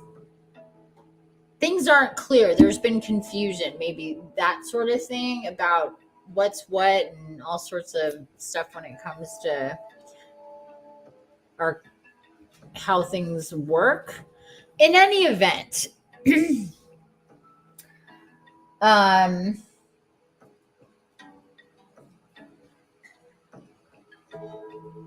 yeah, something not clear. Okay, so this is about See, a lot of times, because there is so many different things, so many different topics and themes and things to learn and read, and so many different people are talking about so many different things, and especially this stuff with any type of galactic or alien race or different types of starseed stuff, or I mean, it can just kind of be a lot. And there's also conflicting information. I'm not seeing things clearly. I was told. Okay, yeah. Okay, we'll see. Well, what I'm being shown here is to really, you need to turn the focus on you. And this card, Initiation by Fire, is about that. Is about really turning the attention and the work that you're, the time, attention, work, and what you're focused on. It's like, as far as these outer things, like where we come from or what's in play, or if there's demons, if there's this, if there's that, that can really take you off course when the main name of the game is to ascend. And you don't ascend by kind of filtering through all this kind of outside stuff. You ascend by focusing on you, doing shadow work, doing energy work, getting spiritual with yourself.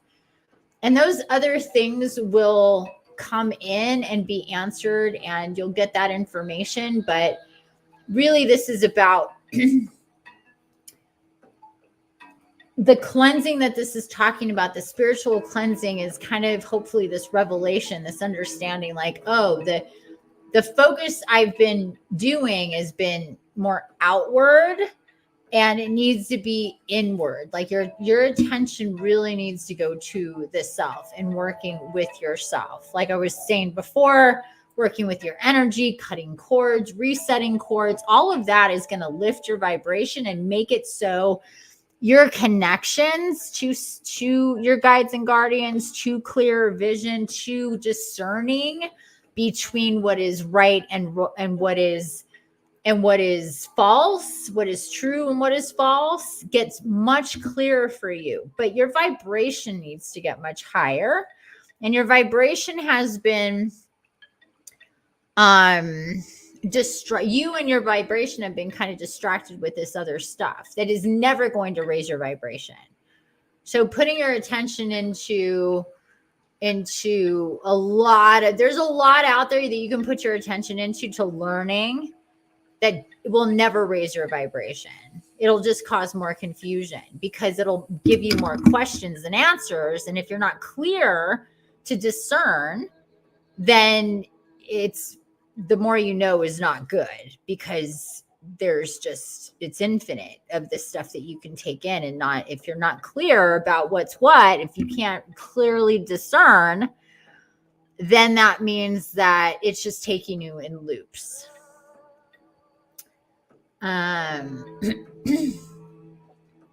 So what really needs to happen is for you to switch this around.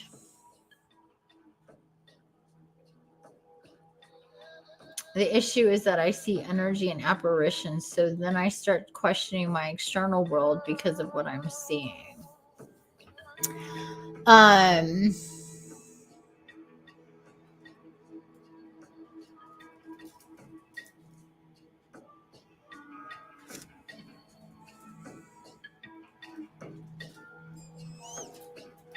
Hold on one second.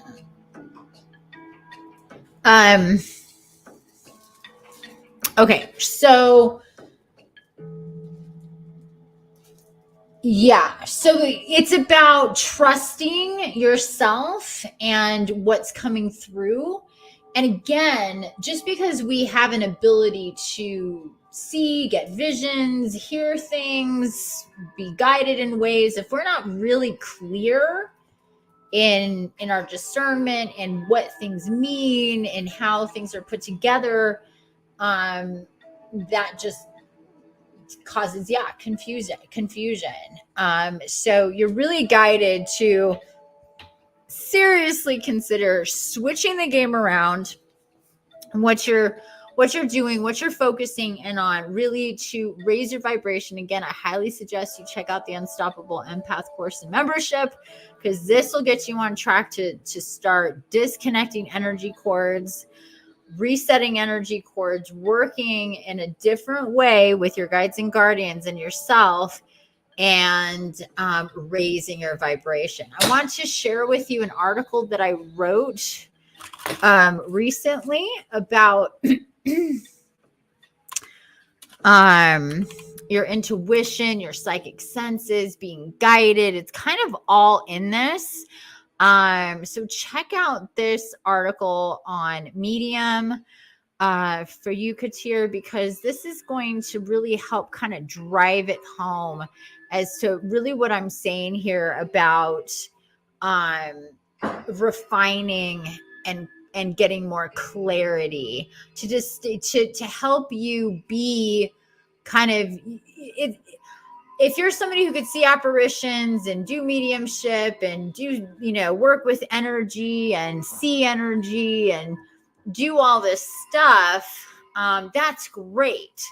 But you need to understand what it's like to kind of be in two dimensions at once and be grounded, be logical, rational, practical, but also allow for the magic and the woo and the metaphysical to come in, the spiritual to come in, and be really grounded in yourself, really confident with yourself. And that takes, it takes experience, it takes intention, but it does help greatly to eliminate energy that's connected to you, raise your vibration so you can see as clearly as possible. So this is the link. Did you see it? It should have posted. It says medium.com, illumination, tap into your inner compass and spirit guides for practical spiritual guidance. That's the name of the article. I wrote it like a week or two ago. So check that out. Also, I'm being guided to show you this other one from maybe a month or so ago. Let me find it. Hold on a second. This one. This is about the Schumann resonance, but it's resonance. I think I said residence, resonance, but it's a really long, beautiful channeling that I did with Gaia. That really gets into a lot of good stuff when it comes to ascension, your life purpose, your soul missions, the spiritual war, all that good stuff. So I'm also being guided to share that with you.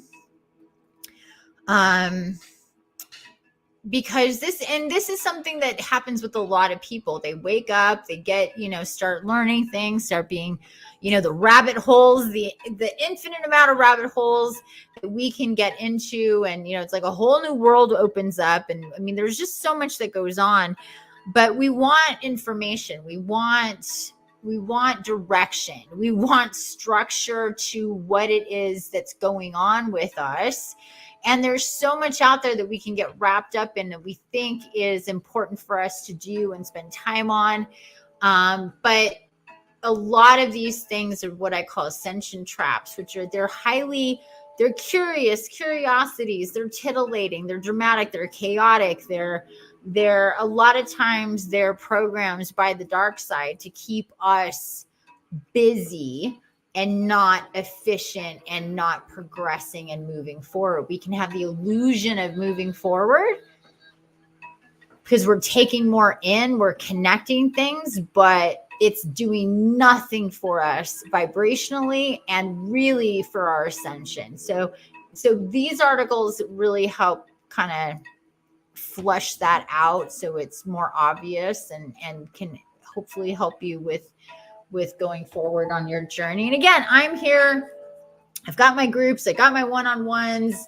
If you don't know what you want to do, but you want to do something with me, I've also got my Facebook exclusives.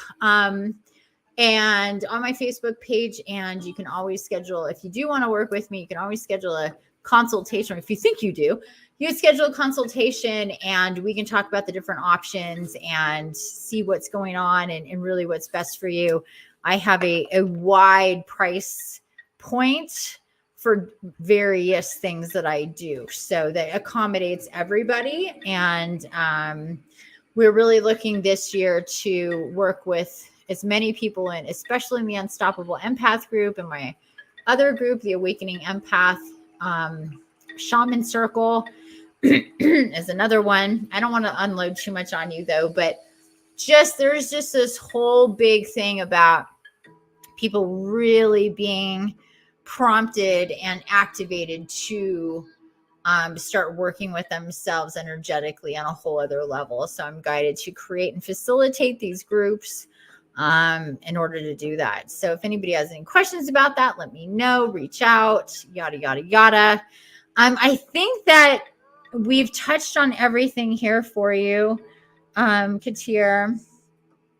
Really take this as a sign that there is, you're at a cross, you're like a threshold of initiation. This is initiation by fire. This is about a new phase for you. Letting go of some ways that you've been doing things and start doing things in different ways. That's more you-centered. That just keeps coming up again and again. I feel like I'm a broken record here, so I'm going to stop saying it. Do you have any other questions, Katir? Anything you want to add here? Excuse me.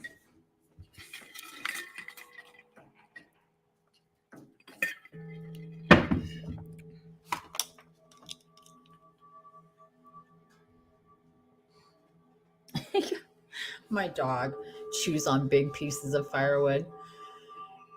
Yes, I'm looking for direction, especially with the energy and healing aspect. I accidentally tried to take my friend's trauma, not knowing I was doing it. Uh-oh. That'd be great to work with you. Yeah, definitely. Yeah, so check out all my stuff. Excuse me. I'm going to clear this shit out of my throat. Hold on a second, guys. Hold on.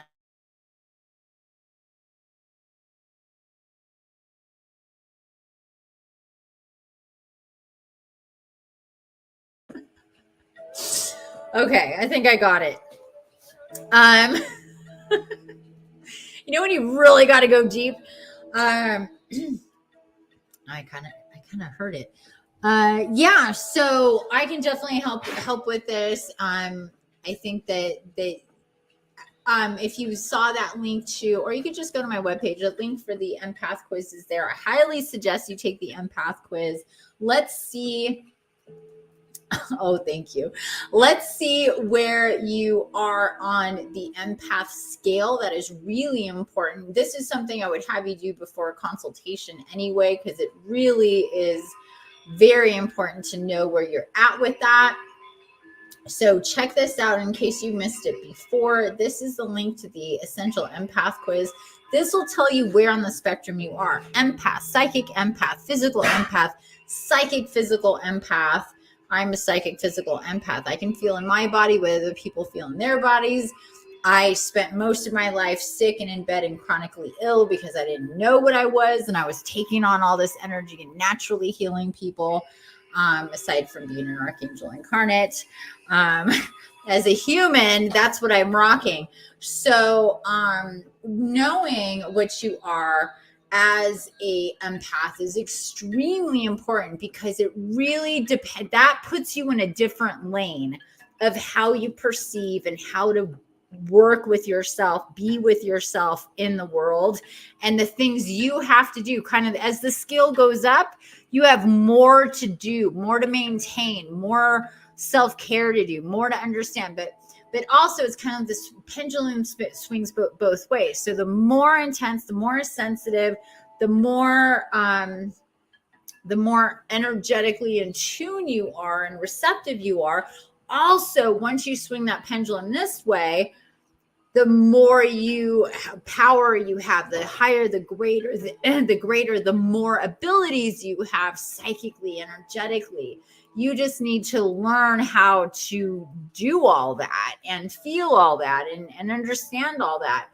And then live accordingly. So, you're really responsible to and for yourself as an empath, because it's not about being delicate and weak. It's about having superpowers and needing to really cultivate those and work with yourself and have those powers be a benefit instead of a detriment.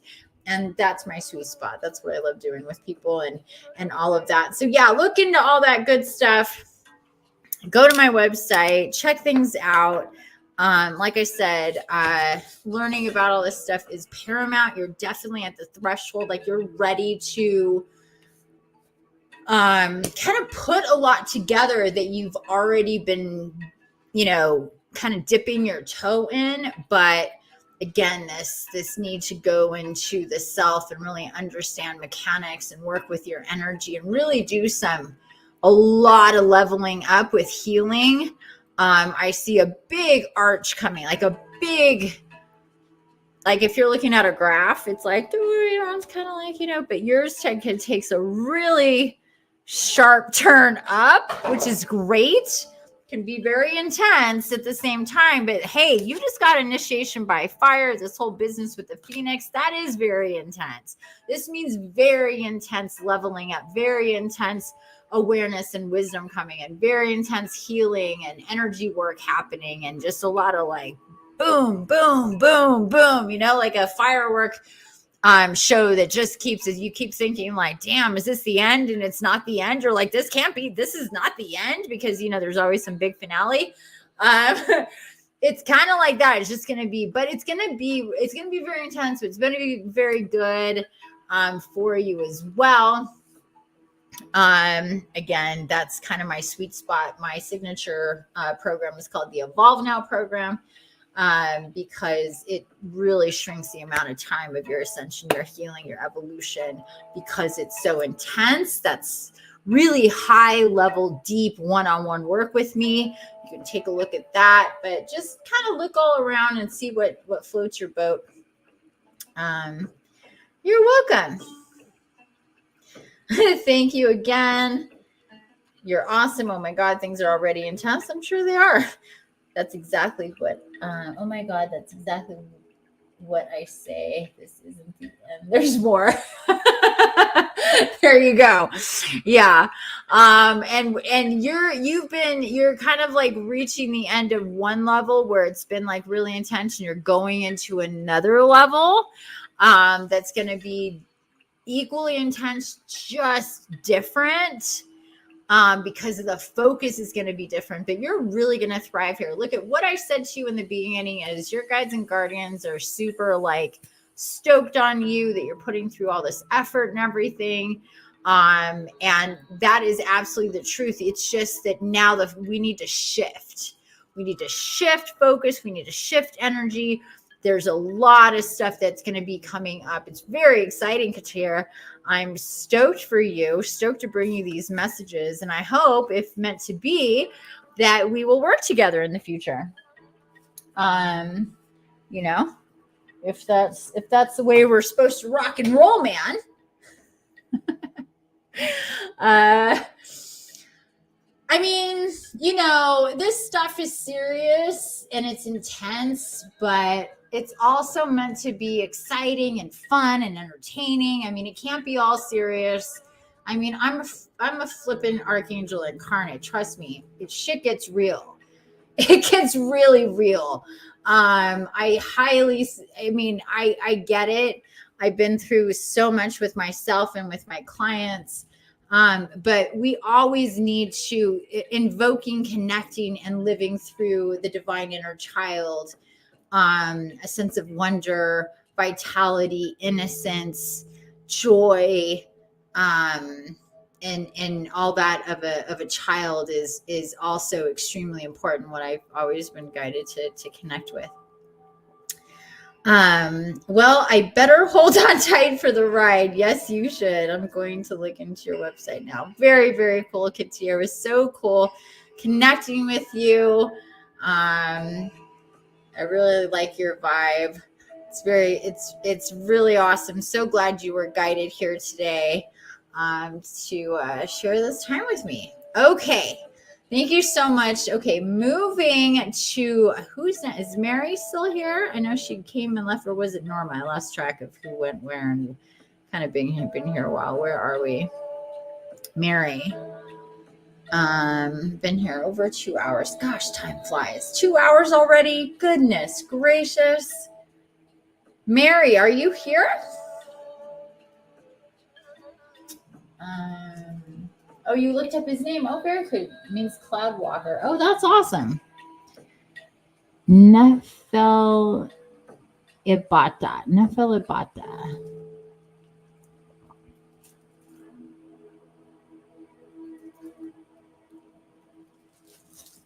Cloud walker. I love that. Not sure if Mary's. I don't think Mary's here. Let's just give it another couple seconds, but I don't think Mary's here. I'm getting it. I don't feel it. Not feeling it. And if that's the case, Norma, my dear, you are next. Do you know what oracle you want? I love your vibe too, Norma. So glad to have you here tonight.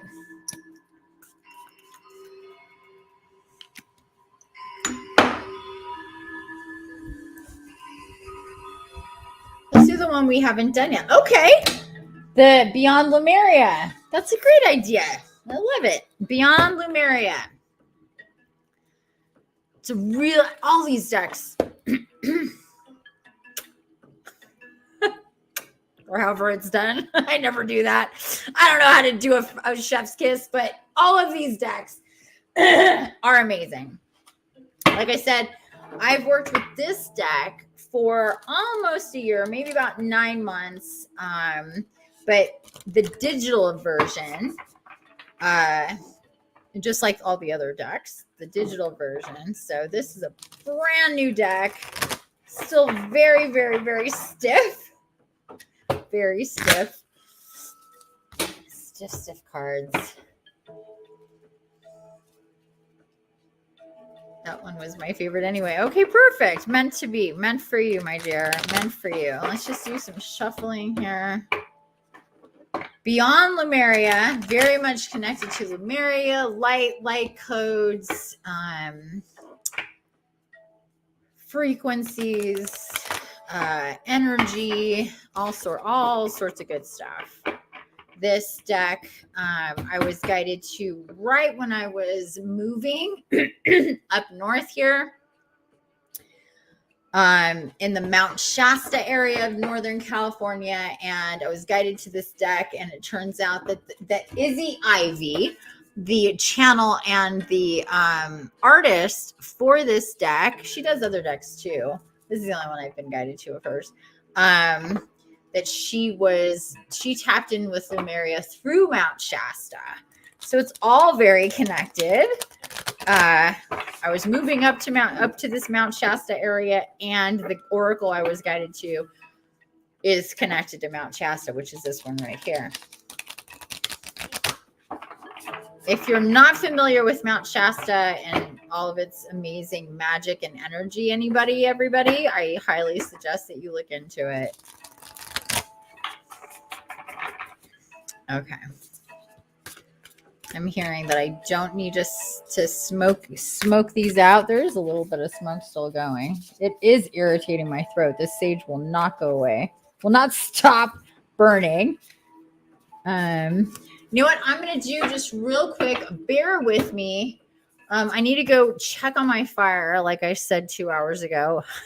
I need to make sure it doesn't go out. So I'll be right back.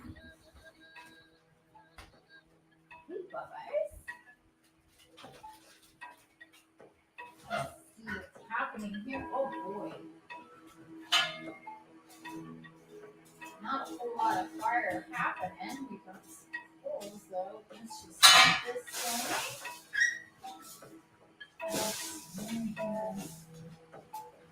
going. Hi, Bubba. Hi, my beautiful puppy. Oh.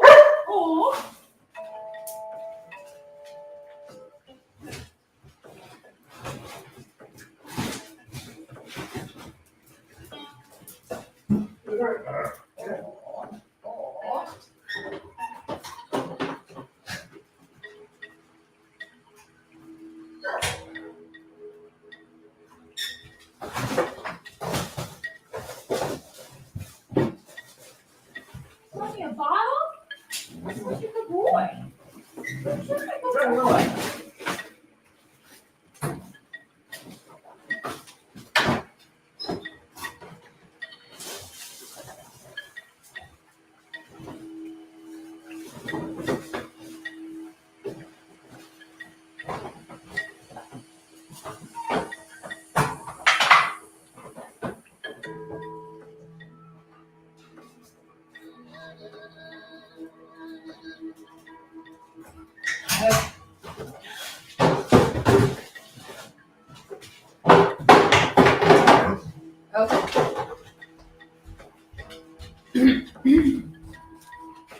Okay, sorry about that.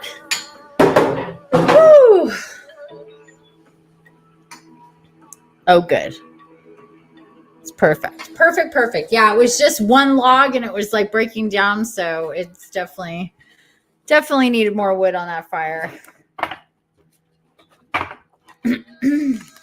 That is my heat source.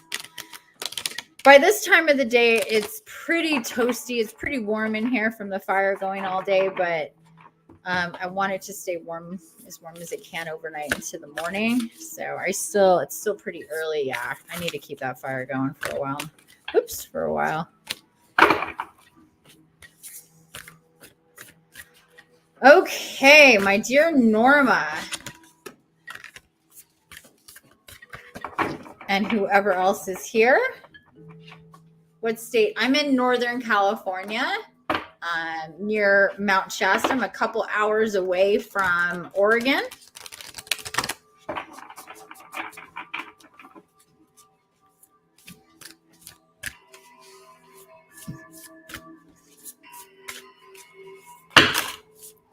These cards are just, when you get in, I don't know if you do know, but when you get a new deck, it's just maneuvering with the. Okay, yeah. Well, yeah, and I'm in the mountains. So, and we have a blizzard, a big storm and blizzard that started yesterday south of me, like Lake Tahoe area. But it's moving and we're going to get snow overnight and into the morning tomorrow. So, yeah, it's pretty cold out. It was pretty cold today in the like upper 30s. I think it was like 37 or 38 today, something like that. Texas is that cold? Isn't that cold yet? Or maybe never. Oh, okay. Yeah, that's pretty cold. Well, doesn't Texas get... Like, Texas gets pretty cold too. I don't know if it gets that cold. I mean, I know it gets freezing cold. I've never been there when it was cold. I've only been to Texas once. I was in Austin in the fall many years ago. It was beautiful. I liked it a lot.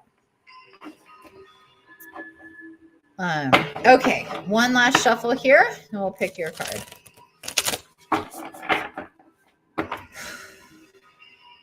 I haven't had to put it. Sometimes it's in 30s. Oh, okay. That's nice. Yeah, I have to do fire. Absolutely. All righty.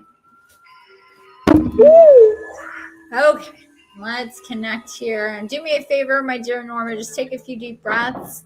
Close your eyes. Have the intention to receive and connect with your guides and guardians. To receive divine messages from the oracle, from your divine guides and guardians, what you need to know. Open your heart space. Let all your angelics come through.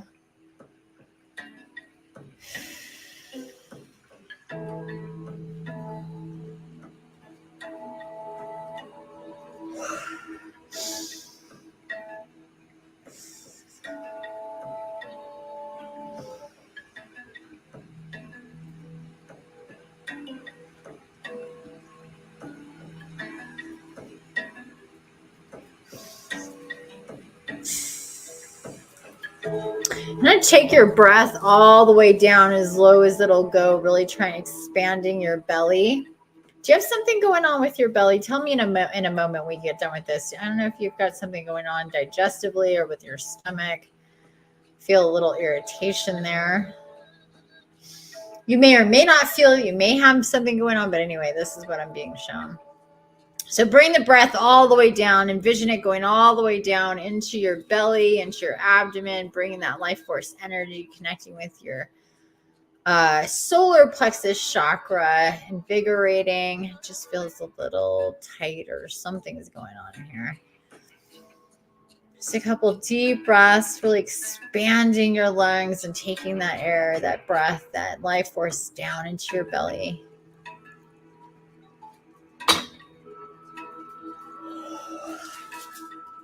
Okay.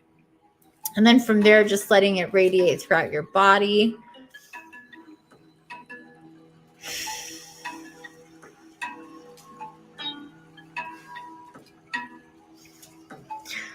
Okay. All right, let's do this.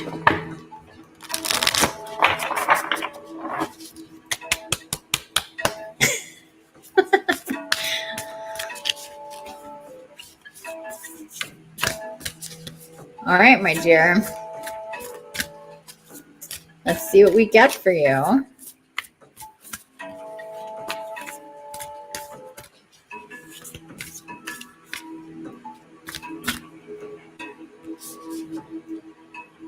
Oh, wow.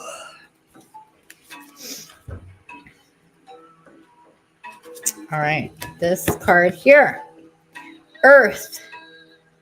Nurture Nature, card number 14. Oh my gosh, it's so pretty. So pretty.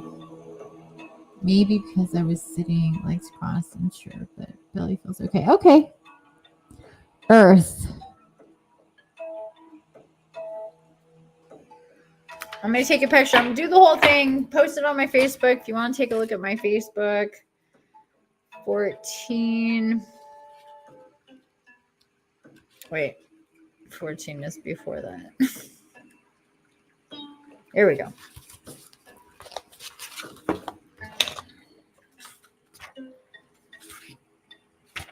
Oh, very short.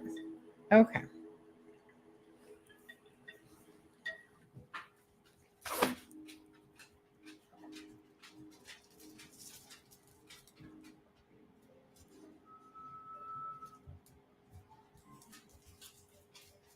It's so funny. It's when it's windy, as it is now. It's windy.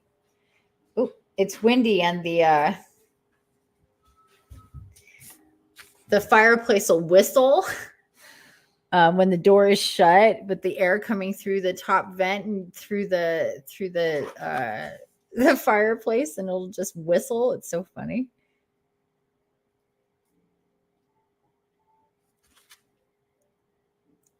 Oh, whoa. Whew. Excuse me.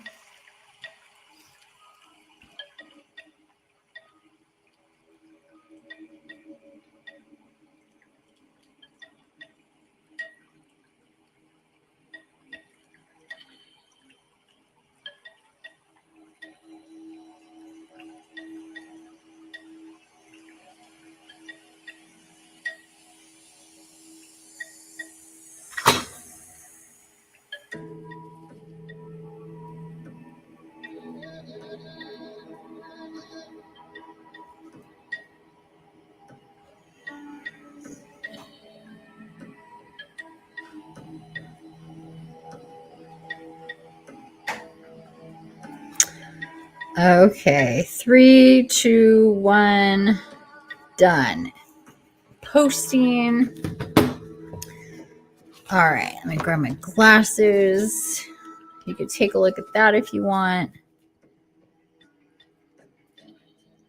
Such a pretty card. Absolutely love it. It's such good vibes. Earth. One of my favorite things in the world, and I get to do it often, is channel from Mother Gaia Earth, heal with her. Oh, it's so wonderful. If you ever told me I was going to do that with my life, I would tell you we're crazy, but here we are. It's what I do. Anything that having to do with Earth, I'm all about. Even my nickname for a long time with a group of people, they called me Earth Mama. So here we go. Earth, nurture nature, looking after the planet, the ebb and flow of life, the loving embrace of Mother Nature, the natural beauty of death and decay, the macro microcosm, time and nature, ancestors, growth through weathering storms, nurturing self and heart so you may flourish. Isn't it beautiful? I know, it's so pretty. Okay, no one can hold us the way nature can. Mama Nature is a powerful healer and transmuter of dense energies we may be holding on to. Just as she takes in our out breath and returns our bones to fertile soil, so too can she transform our woes if we can allow ourselves to surrender, to lie in her grassy arms or be embraced by her branches. Just as plastics and oils cannot be broken down in the earth for renewal, when our emotions become hardened and impenetrable, catalyzed into something more destructive, they cannot be transformed into the compost that we grow from. Experiences we may categorize as good or bad are a part of life. Death and rebirth are part of the natural cycle that allows for the continuation of life. Creating something through suppression and control that will not break down will only bring us further out of harmony. Nature is all around us. Notice her and know when you feel like no one else can hold you, she can. Spend as much time in nature as possible and do what you can to preserve it. Grounding, finding our roots, reliability, physical healing, nurture, solid foundations, fertility, and vitality. So healing with Mother Nature. Okay, hold on a second. I'm starting to get really tingly.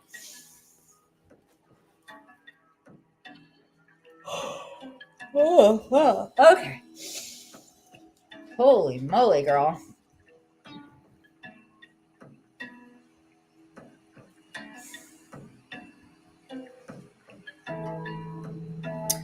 Okay, so what I'm getting here from Gaia is that you are very much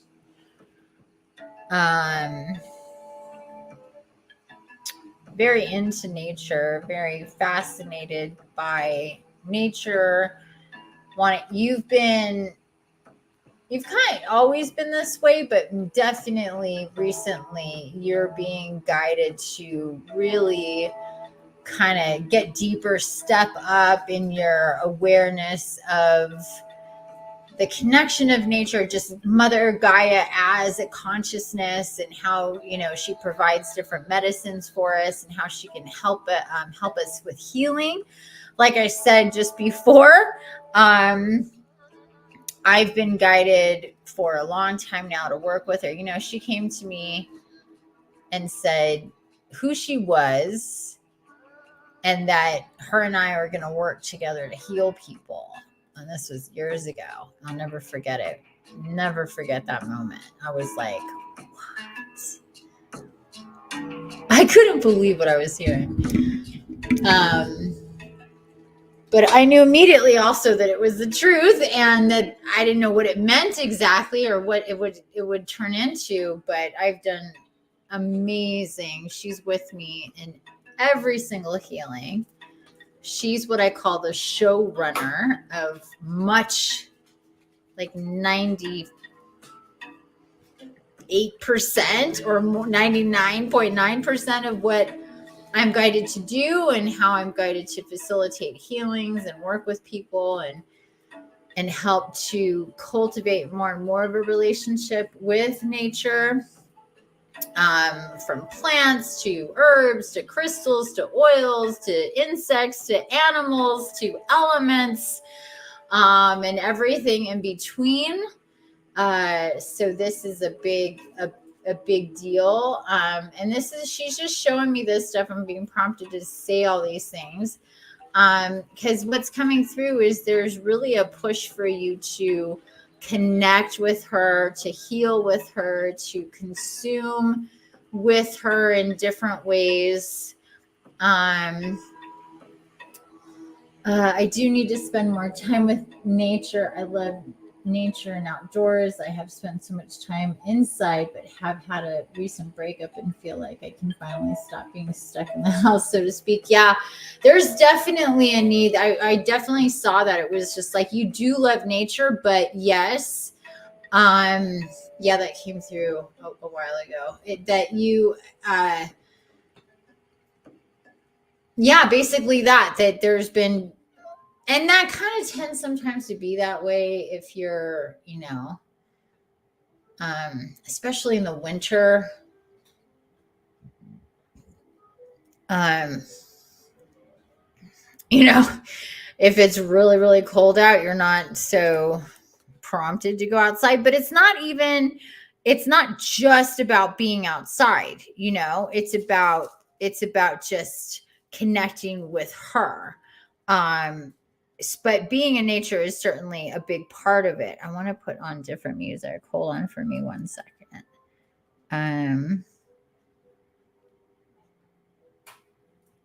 We'll do this one. I've been trying to pray more and also connect with Mother Mary. Okay. Very different, Mother Mary and nature. I mean, she's definitely connected, but very different energy there between the two of them. But Mother Mary is very nurturing. This is about nurturing. This is about self-care. This is about connecting to the mother.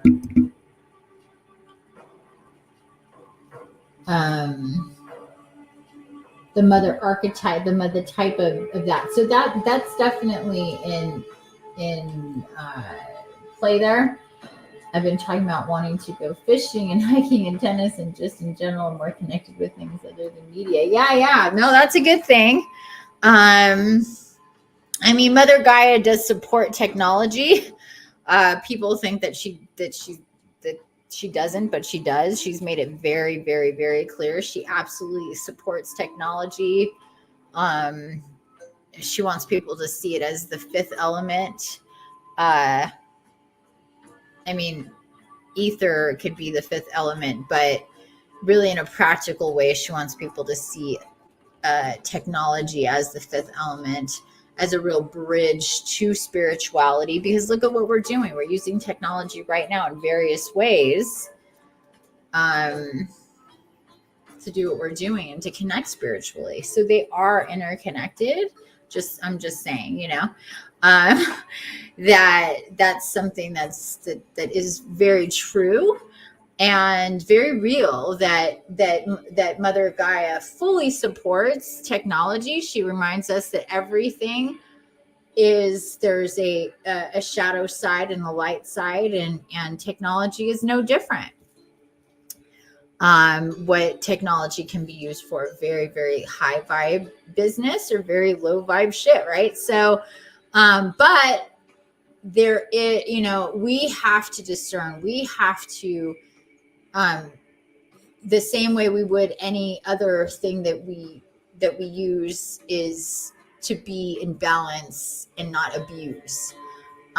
So if we find that we are out of balance in these ways, then we need to make adjustments. But just letting everybody know, we can be deeply connected with nature, Mother Gaia, and understand that it's best not to reject technology and connecting through technology, and how magical and wonderful technology is. And especially when it comes to our development and ascension and evolution, technology is at the center of it.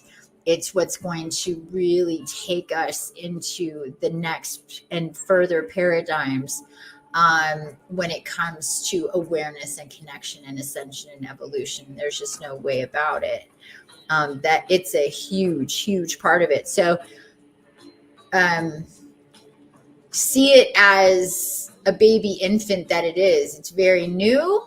We're all still learning. We're learning how to walk with it and talk with it. And and do your part to keep it as light and high vibe as possible. So but it is part of nature.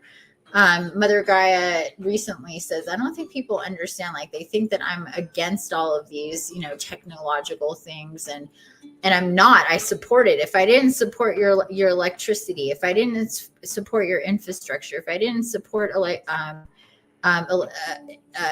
technology and infrastructure and all these things, you wouldn't be able to use it the way that you are. And the components of it come from me to begin with. So it is nature. Technology is nature. It's just you have to see it a certain way. There needs to be balance. So she talks a lot about that. It mentioned ancestors, and I have been researching my family history. I've gone back to my 5th great grandfather on ancestry research. Oh, wow. That's really cool. When connecting with the earth is very much connecting with ancestors. But remember, when you connect with ancestors, you're also connecting with yourself. You are your own ancestors. It's not something that most people connect to, but it is true. We are our own ancestors. We are cycling through incarnations within our own lineage. So we are our own ancestors. And that's something to understand, to connect to on that level. I'm just struggling to read the Spanish on some of these documents. My God. Yes, it helps me to self-identify what my family has been through to put me here. Yeah, that is definitely a practical way to connect.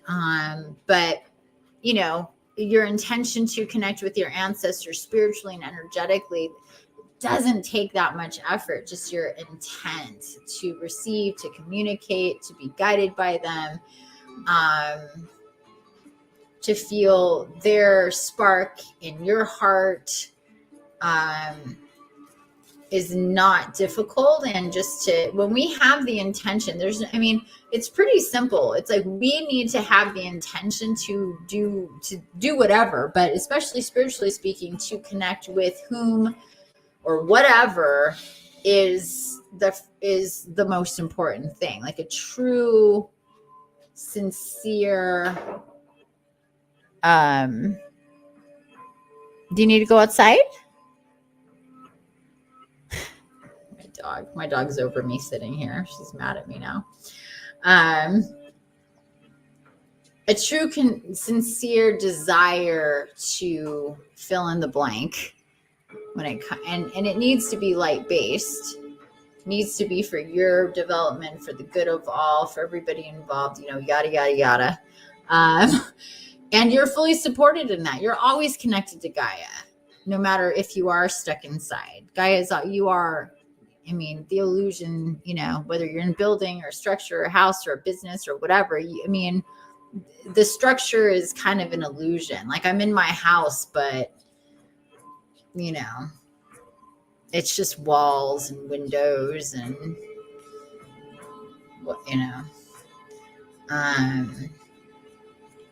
when we close our eyes, we don't think about those things. We just see ourselves. We don't here with Gaia. But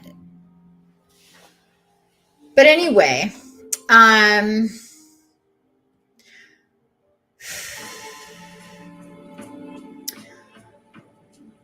it would be a really good idea for you. I feel like I'm a broken record here, but like everybody that comes around is definitely, kind of riding in the same boat. I suggest that you take that empath quiz, see where you are on the empath spectrum. Consider some energy healing to connect with Gaia, my rainbow light energy body, my rainbow light body. That's what it is. Rainbow light body energy healing. I was mixing words around and was like, no, I knew I was getting it wrong. I'm like, what are we doing? My rainbow light body energy healing. I highly suggest you looking into, it's very much working with Gaia, working with archangels, working with elements, working with crystals, working with your chakras, working with your bodies.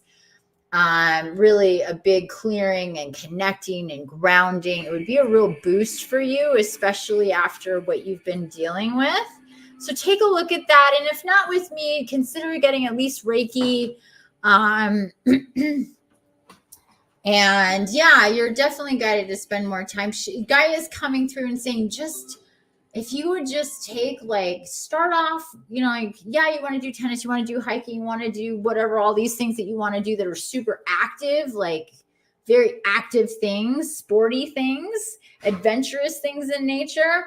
But she says it can be really simple. It could be from, you know, just sitting on your porch or going outside, taking a walk around the block, or, you know, just, you know, it could be 20 minutes to 30 minutes. A lot of times she just guides people, just go outside and take a 30-minute walk and just pay attention to the trees and the air and the birds, and take pictures of nature and all of these things. You could just, you know, do that, and just with the intent of connecting with feeling, with working with nature to help cleanse and clear and all of that.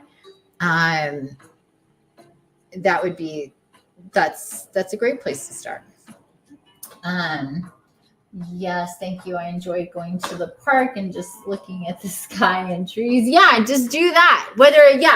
If it's a park you go to, whatever, that's a great thing to do. Spend some time, just sit down.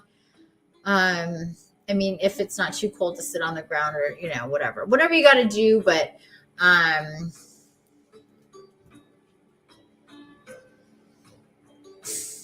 if you have a particular tree, I'm seeing, she's showing me trees now.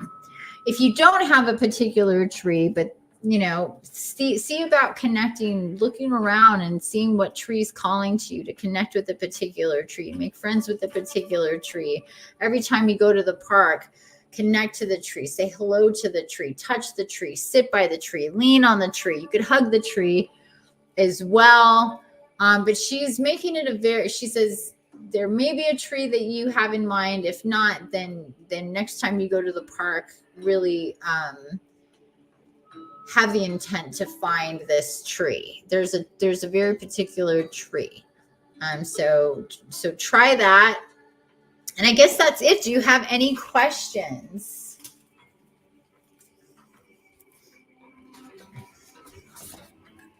And then I am going to get going. I need to eat. My dogs are being really good, and they're giving me the side eye. My dog just gave me the dirtiest look, like, you need to play with me. No, I enjoy seeing your readings tonight. Thank you. Oh, you're very welcome. Thanks for joining in and being part of it. I had a great time giving these readings. Thanks to everybody who joined me here in the live, or who's going to watch the replay. If anybody does, I appreciate it. Cute dog. Oh, you saw my dog? I have two dogs. They're both very cute. Thanks again, everybody, for being here. I appreciate it. And I will see y'all next time. I'm sure not too far in the future. Okay. Bye-bye, everybody. Good night.